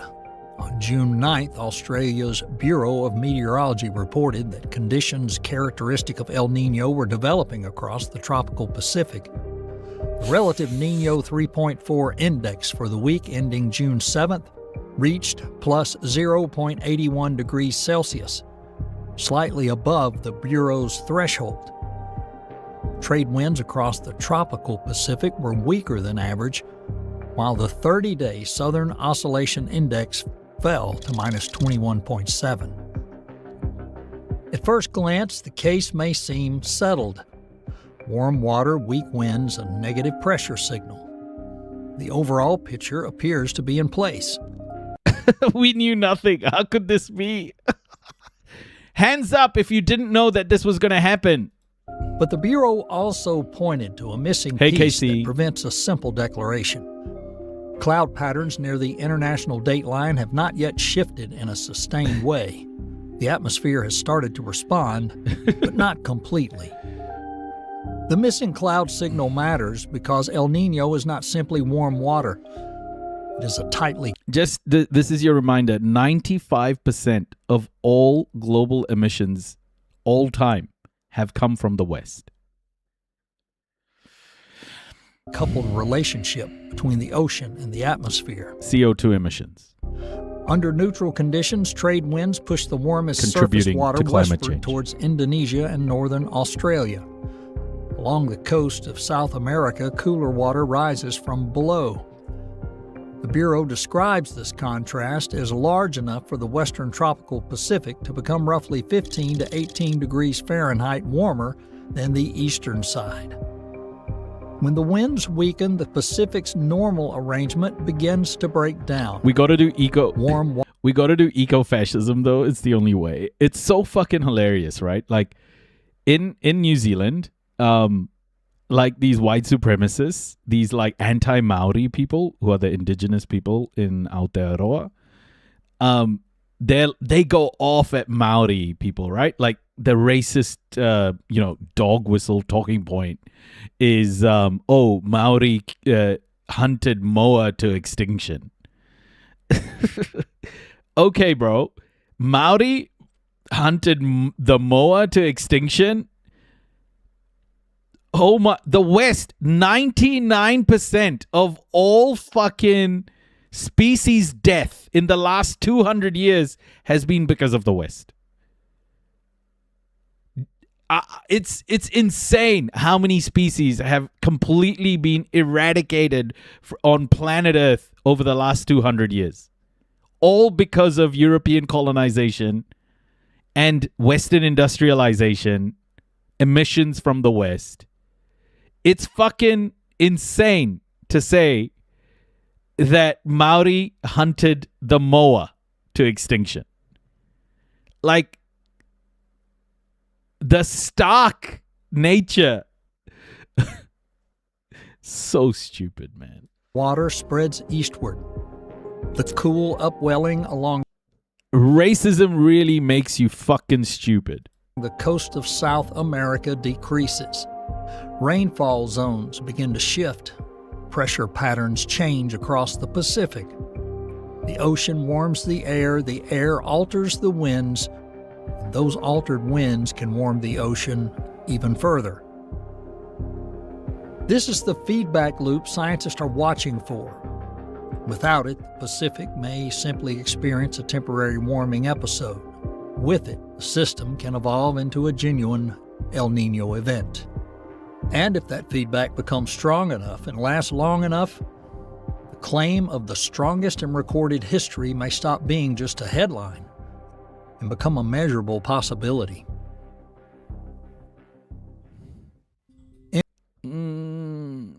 Comrade, you just stop typing dumb shit in my chat, please. Just stop. Anyone who denies the role of white supremacy and white privilege just does not have... I've given you enough oxygen in this fucking chat. Honestly, at this point, I'm just going to mute you because you're an idiot. Formation appears likely. I think there may be a demographic of people, guys. I think there may be a demographic of people that might be more insufferable than liberals. Cosplaying leftists. I'm starting to think cosplaying leftists are pretty fucking bad. Cindy, data centers don't affect us. They absolutely do. 160 and 500 feet. Parts of the central and eastern equatorial Pacific showed temperature anomalies reaching as much as 43 degrees Fahrenheit above average. Now, this is not merely surfacey. It's a reservoir of warmth beneath the ocean. I forgot to say something about the Central African foragers. A lot of them will join these logging and mining companies simply because they are desperate and see no other way to sustain themselves and their communities, since not joining them might get them killed by governmental or foreign organizational forces. I see.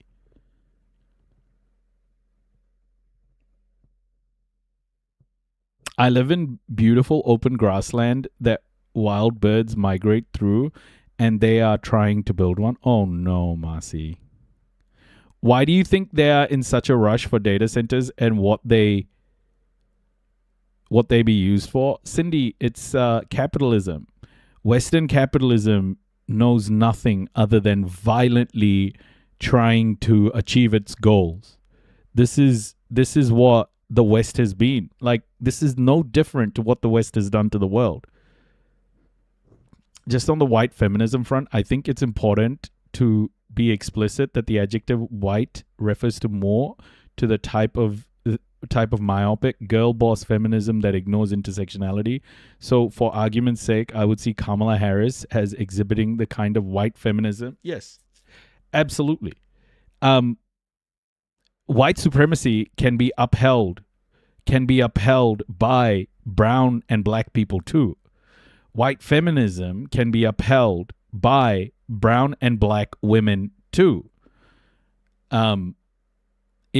These are ideologies, and often brown and black people are tokenized into upholding these systems of oppression all the time.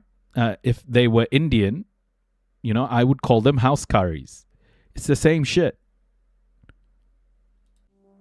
Yet the disagreement between agencies does not necessarily mean disagreement about reality itself. They're studying the same Pacific Ocean using different measurement systems. No, you should say that. You should say white Democrats and white communists. Because white communists as well often forget the role of white privilege and white supremacy in our societies. No, whiteness as a structure is very important to point out. Because those who belong to the structure of whiteness often forget that they have privilege. Not all white people are white supremacists, but all white people have white privilege. Like, it's important to understand that. Different modeling approaches and different forecast periods.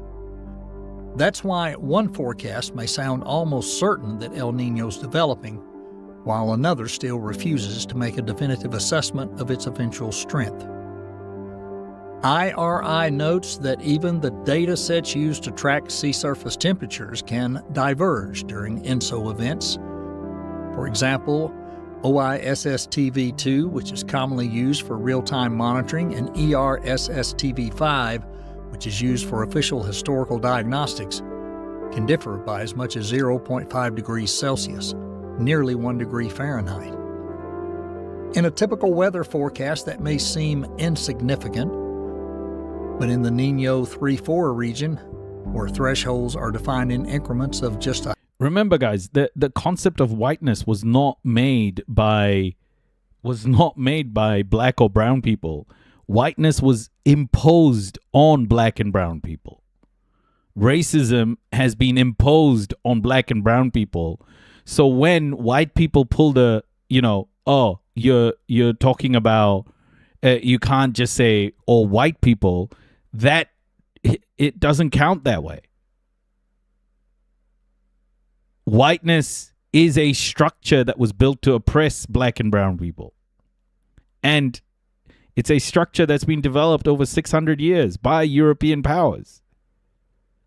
So not referring to it as what it is, how does that work? Like, I'm not going to sugarcoat what it is.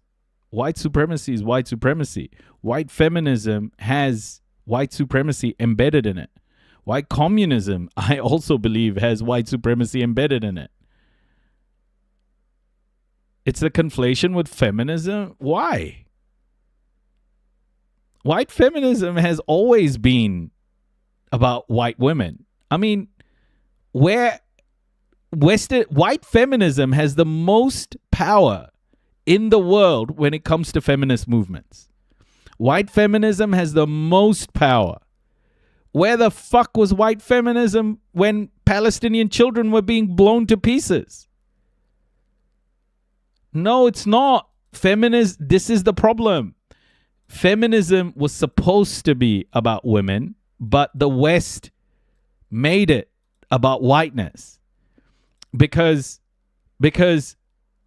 black and brown people have been dehumanized by white supremacy. They weren't considered as equals. They're still not. So you are anti-feminist? I'm anti-white feminism, yes. A half degree. I'm anti-white supremacy. I'm anti-structures of oppression. Such a difference can alter how close the Pacific appears to be to a critical threshold. So the mystery is not caused by a lack of data. It's caused by the scale of the phenomenon being measured. The Pacific Ocean is not a bathtub with a single thermometer. And yeah, white feminism has been white supremacist. Read what Matt said. It's monitored by satellites, drifting buoys, moored instruments, ships, and statistical models that fill the gaps between direct observations. Each system captures a different piece of the ocean's behavior, all while the phenomenon itself continues to evolve. Because of this, proving the phrase, the strongest ever, is far more difficult than it sounds. The historical benchmark itself is not uncertain. NOAA's Oceanic Niño Index highlights the giants of the modern era. Late 1982 at approximately 2.2, late 1997 at roughly 2.4, and late 2015 at around 2.8. Even the powerful 2023-24 event, which peaked near 2.1, helped contribute to 2024 becoming the hottest year on record. If people think some dude on YouTube is like, this dude is just so openly hateful and racist, bro, whenever white people call out racism, it's just the funniest fucking thing to me. So if 2026 is going to challenge history, it won't do so through a single hot week or one alarming map. It must sustain that signal, season after season. The warm water must remain in place. The winds must... Das International, when was its inception? When was feminism's inception? Continue weakening. The atmosphere must continue responding. Only then will an early warning signal become a record-level event. But there is another problem when comparing this event to the past. Calls me racist and proceeds to say something horribly fucking racist. Voltage boy. Bro, you're showing yourself, dumbass. Today's Pacific Ocean does not exist under the same conditions as it did in 1982. Thank you, AJ. 1997, or even 2015. Tropical oceans as a whole are now warmer, and that changes the meaning of the old numbers. That's why the Australia's Bureau of Meteorology switched to relative Niño indices in 2025. The goal is to separate the El Niño signal itself from the broader warming of the tropical oceans. This does not make Pacific warming any less important. It makes the question... Guys, read the book White Fear. Read the book White Fear. Why are white people so fucking afraid of talking about these subjects? Read White Fear. Understand. Read also a book by Albert Memmi called Racism. Very important book to understand how racism has been weaponized, how racism is a structural manifestation, how it has become a structural, how it has become ingrained into all of our structures. It's such an important concept to understand. And whenever someone says, oh, you know, European colonization ended, when the fuck did it end? Give me the date. Give me the moment when European colonization ended. When did the world start becoming post-colonial? No one can, because it's never happened. Even sharper. How much of the heat belongs to El Niño? And how much belongs to a planet whose oceans already contain more energy than they once did? That is the real complexity behind the surface-level questions. A record-breaking El Niño is not simply about the Pacific becoming hot. It's about the Pacific becoming unusually hot relative to a world that's already warmed. This is why this phenomenon matters even across northern regions, below average precipitation and shifts in seasonal weather patterns. This does not mean every region dries out at the same time. El Niño changes probabilities, not the exact weather on any given day. But when seasonal rains arrive late or fail to arrive in sufficient... Yeah, but reality, like, yeah, well put. But the problem is, we can't continue to coddle whiteness, you know? It's like, oh, you can't say things plainly without massaging it. Fragility is not a reason to be trying to make a point like it should be made.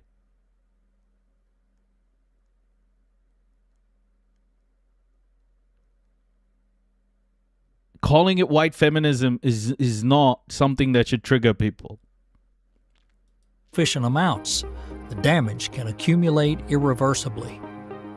Planting windows are missed. Water levels in hydroelectric reservoirs. Anyone you consider a feminist Das International, go and see whether they've advocated for the women in Gaza. Okay? I cannot consider any person who identifies as a feminist unless and until they have advocated for the women in Gaza. What is feminism if it isn't advocating for women going through genocide? What is it?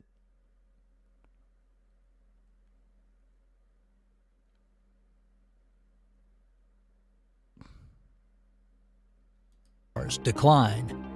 Heat builds over dry land and wildfire risk increases as vegetation loses moisture.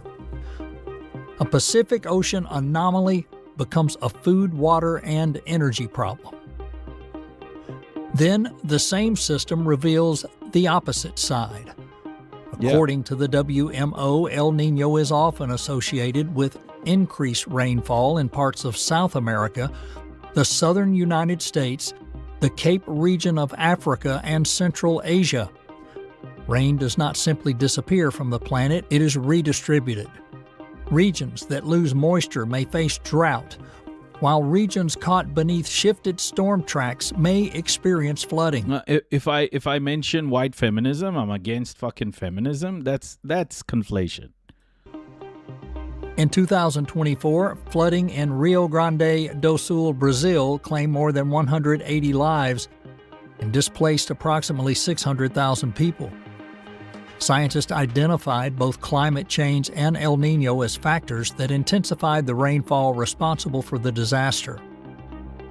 While this event is not itself a forecast for the same region in 2026, it demonstrates how strong a Pacific signal can combine with a warmer atmosphere and local weather systems, turning a seasonal shift into a large-scale catastrophe. Storms add another layer to the story. El Niño typically increases wind shear over the Atlantic, making it more difficult for some tropical storms to develop there. At the same time, it's the same with white leftists, right? That person who I blocked just cannot understand how white supremacy and white privilege plays a role in society enough that it's impacting the fight against or how it's impacting the class war or the war against patriarchy or patriarchal systems. I just cannot take it, because that is fragility, and I just can't be like fucking coddling and explaining to these people what the fuck. Why should I explain the impact of whiteness, white privilege, white supremacy in any movement? Because it is the operating system in our world. The world is built around white supremacy, white privilege. So, like, if these people don't understand it, they have not reflected in their own privilege. They have not understood their own privilege. They have not reflected and understood the structure of white supremacy, where it comes from, why our world is the way it is. Like, coddling people like that, man, like, insufferable. They're supposed to be fucking educated. They've read fucking Marx, apparently.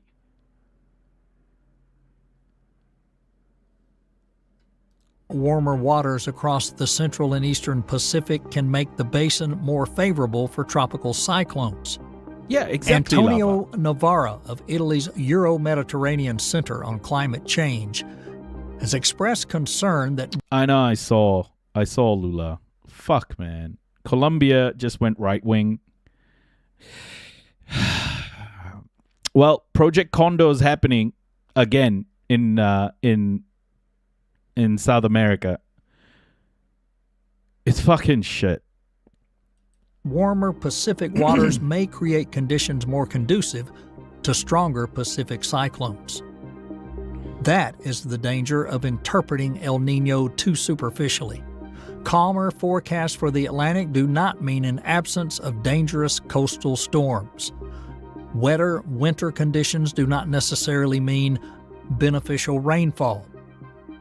Drought signals do not eliminate the risk of localized downpours. El Niño is not a script for every storm. It is a pressure applied to the planet's climate system, altering probabilities in ways that are predictable in principle, but highly uneven in practice. Food systems often feel these unfavorable trends long before most people notice the signals coming from the ocean. Reuters reported concerns about crop yields across Asia and highlighted risk to cocoa harvest in Ecuador and West Africa. Cocoa, in particular, is one of the clearest examples. West Africa alone accounts for more than 2/3 of global cocoa production, while Ecuador is steadily rising among the world's leading producers. If El Niño disrupts rainfall patterns or temperature conditions in both regions, the consequences will extend far beyond the farms themselves. They could spread to export ports, commodity markets, and eventually affect global chocolate prices. Chocolate represents a significant share of the confectionery sector. In the United States, it often accounts for more than half of all. Oh, boo fucking who, okay? Cocoa, cacao, those trees, these farmers are exploited to no end. This whole supply chain being fucked is going to impact those farmers. But they've already been impacted because they get exploited like crazy. What's the video? It's called the Super El Nino of 2026 is almost here. I've posted the link, Kara. Confectionery sales. According to the NCA, chocolate represented approximately 57% of the category. White democracy, exactly. Das International. Okay, I know you were probably trying to be sarcastic there, but that is actually the case. Well done. In 2021. Chocolate prices may rise. So what? The point is that this is only one small example of a much larger food system that could be affected. El Niño can strike food production from multiple directions at once. Drought in one producing region, flooding in another, heat stress during flowering periods, transportation disruptions following storms, and increased disease risk after abnormal rainfall. End white chocolate supremacy. I love you, chat. Chat, I love you. The same chain of events can also increase disease risk.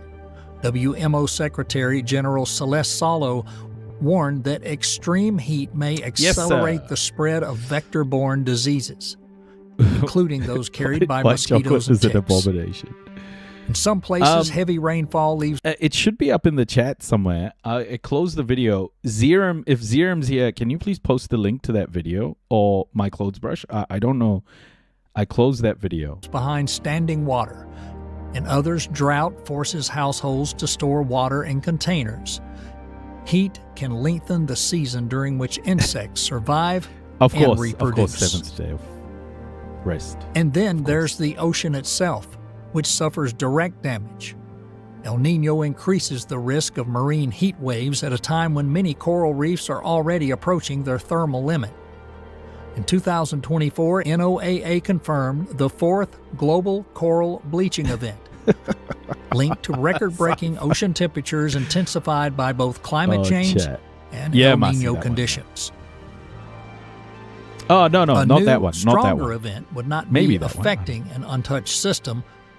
It would add further stress to ecosystems that have already shown visible signs of damage. All of these signals point toward the same unresolved mechanism, the warm reservoir beneath the equator. The International Research Institute recorded temperature anomalies at depths between 160 and 500 feet, reaching as much as 43 degrees Fahrenheit. The WMO has also observed unusually warm subsurface conditions throughout the tropical Pacific. This heat is not a final verdict, but it is the reason why the most extreme scenarios remain possible. This is where the claim and reality finally meet. The claim is that the strongest El Niño in recorded history is now forming. Thank you, my clothes brush. Thank you so much. The reality is that the Pacific contains many of the ingredients required for a significant event. But miss you too. Its ultimate strength depends on sustained interaction between the ocean and the atmosphere over the coming months. Some models point toward a powerful event. Others suggest a less extreme outcome. NOAA's official intensity probabilities still do not identify a single dominant category. The world's not waiting for a single number to cross a red line. Even a moderate event arriving on a warmer planet can place already strained systems under additional pressure. For now, the ocean surface continues to warm. I did. It's the fucking hidden scary. reservoir of heat remains in place. The pressure signal has weakened. We talked about it a little bit yesterday. Are weakening. Forecasts from major agencies increasingly point towards serious consequences. Perhaps the strongest El Niño in human history is taking shape. Or perhaps the Pacific will stop just short of a historic threshold. And somewhere above this warming band of ocean, the atmosphere is deciding whether this will remain only a warning or become the climate event that helps shape the future of our planet. Far out. Yeah. Okay. So one thing we've learned over the last 3 years of genocide and then what's happened in Iran, etc. One thing that's become very clear to me is how much America spends on the narrative that the climate crisis is a hoax, how much America invests in that. Until now, I kind of hadn't connected everything, but now I get it, right? The reason why America invests so much, especially the oil industry, is because America knows that its control of global shipping, global supply chains comes from the fact that America controls the movement of oil around the world. So keeping the world addicted to oil is super important for America to maintain its power. So any movement towards a greener future for the world, America is going to see as a threat. Threat to its power. So the obligation for America has been to keep the world addicted to to oil and gas for as long as possible, because until America figured out how to control the renewable supply chain, because China has a control of that supply chain. So the amount of dollars that have been spent by oil and gas companies, by the Republican Party, by the Democratic Party, all of them, is to keep control of the movement of energy around the world. And when I understood that fact, is what the West is actually doing is it's internally creating these narratives of climate denial in order to keep people... New follower detected. In order to keep people using oil and gas, because that's the easiest form of energy. The amount of money that has been invested has slowed down our move to create a more healthy and sustainable world for everybody. And that is by design. Thank you so much for the follow. Rest in peace. I just think it's such an important dot to connect, is that climate denialism is so rabid around the world, especially in the West, because it's by design. And control of energy systems means control of so much. It's about keeping the dollar the dominant currency. It's about using military as leverage to keep maritime the maritime system, the freedom of movement within the maritime system. What the West means when it says freedom of movement is Western control. In this case, American control. There's no such thing as freedom of movement for the global South. It doesn't exist. And so we have to understand that right now it's quite a transformational moment, because what Iran has shown is that there are limits to American domination, American power. There are limits to American imperialism.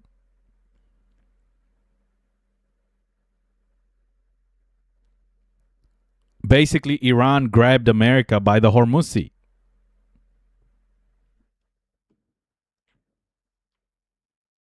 Reopening the Strait of Hormuz.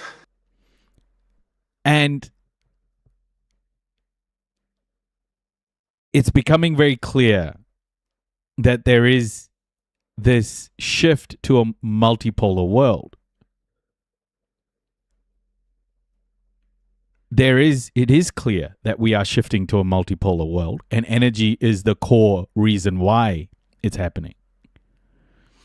So guys, just as we go through this next period in time, when we track this transition into a multipolar world, just note that control of energy flows around the world plays a massive underlying role in what America's doing. By the way, China has a lot of mines in South America as well. China has embedded itself in South America, and therefore the move to the right in South America is to, again, gain control of the resources in South America. That's why America is meddling again. The United States of America is meddling in Latin America's politics, i.e. Operation Condor 2.0. So, although we're seeing things at quite a, we're seeing things quite zoomed into all of these different events, like El Nino, like the Strait of Hormuz, Gaza, etc. We need to be able to zoom out and understand the bigger picture as well.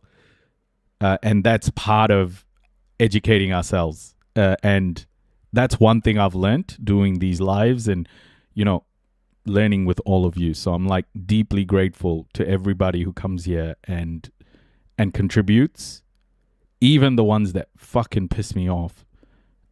I learned something from it, so it's great. And yeah, it's insane. The world is heading in this direction. We've known it for so long, but we're just slowly being led into this abyss. I just hope, the good people of the world see it and begin to start doing something about it. Whatever that may be. I just think the Global South has paid such a big price. The West has to begin to change its habits. The Global South has paid a massive price for the West's gluttonous appetite.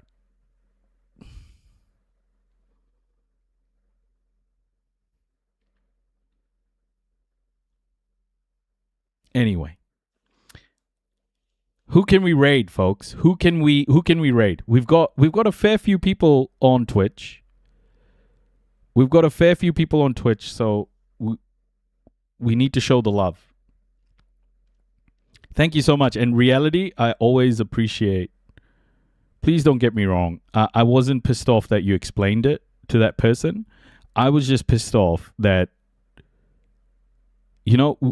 why do we constantly need to soften the blow? I don't see why we need to soften the blow.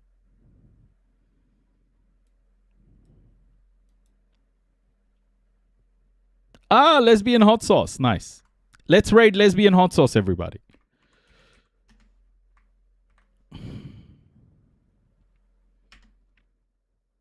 Nice. Thank you so much. Tenakwe, everybody.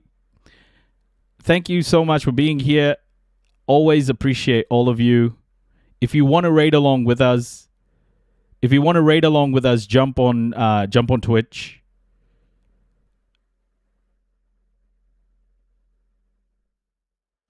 Take care.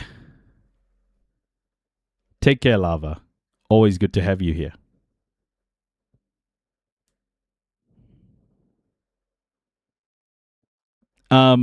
Appreciate all of you, everyone. Take care. Thank you, 7th day of rest. Thank you so much. Keep going, everybody. All right. Raiders, I need you to be loud in Lesbian Hot Sauce's chat. Please let her know I said hi. I'm going to raid and run. It's past midnight here. I've got a book to read as well. Tenakwe, Pomarie, Kakite, and I'll catch you all soon, okay? All right, Raiders on Twitch, get ready. In 3, 2, 1, enjoy the raid, everyone. Enjoy the raid. Kakite. And TikTok, YouTube, thank you guys so much. Thank you, everybody. Take care, and I'll catch you soon, okay? Kakite TikTok. Love you, fam. Take care. See you, everybody. Have a wonderful rest of your day. And po marie if you're going to go to sleep. Kakite Jaya.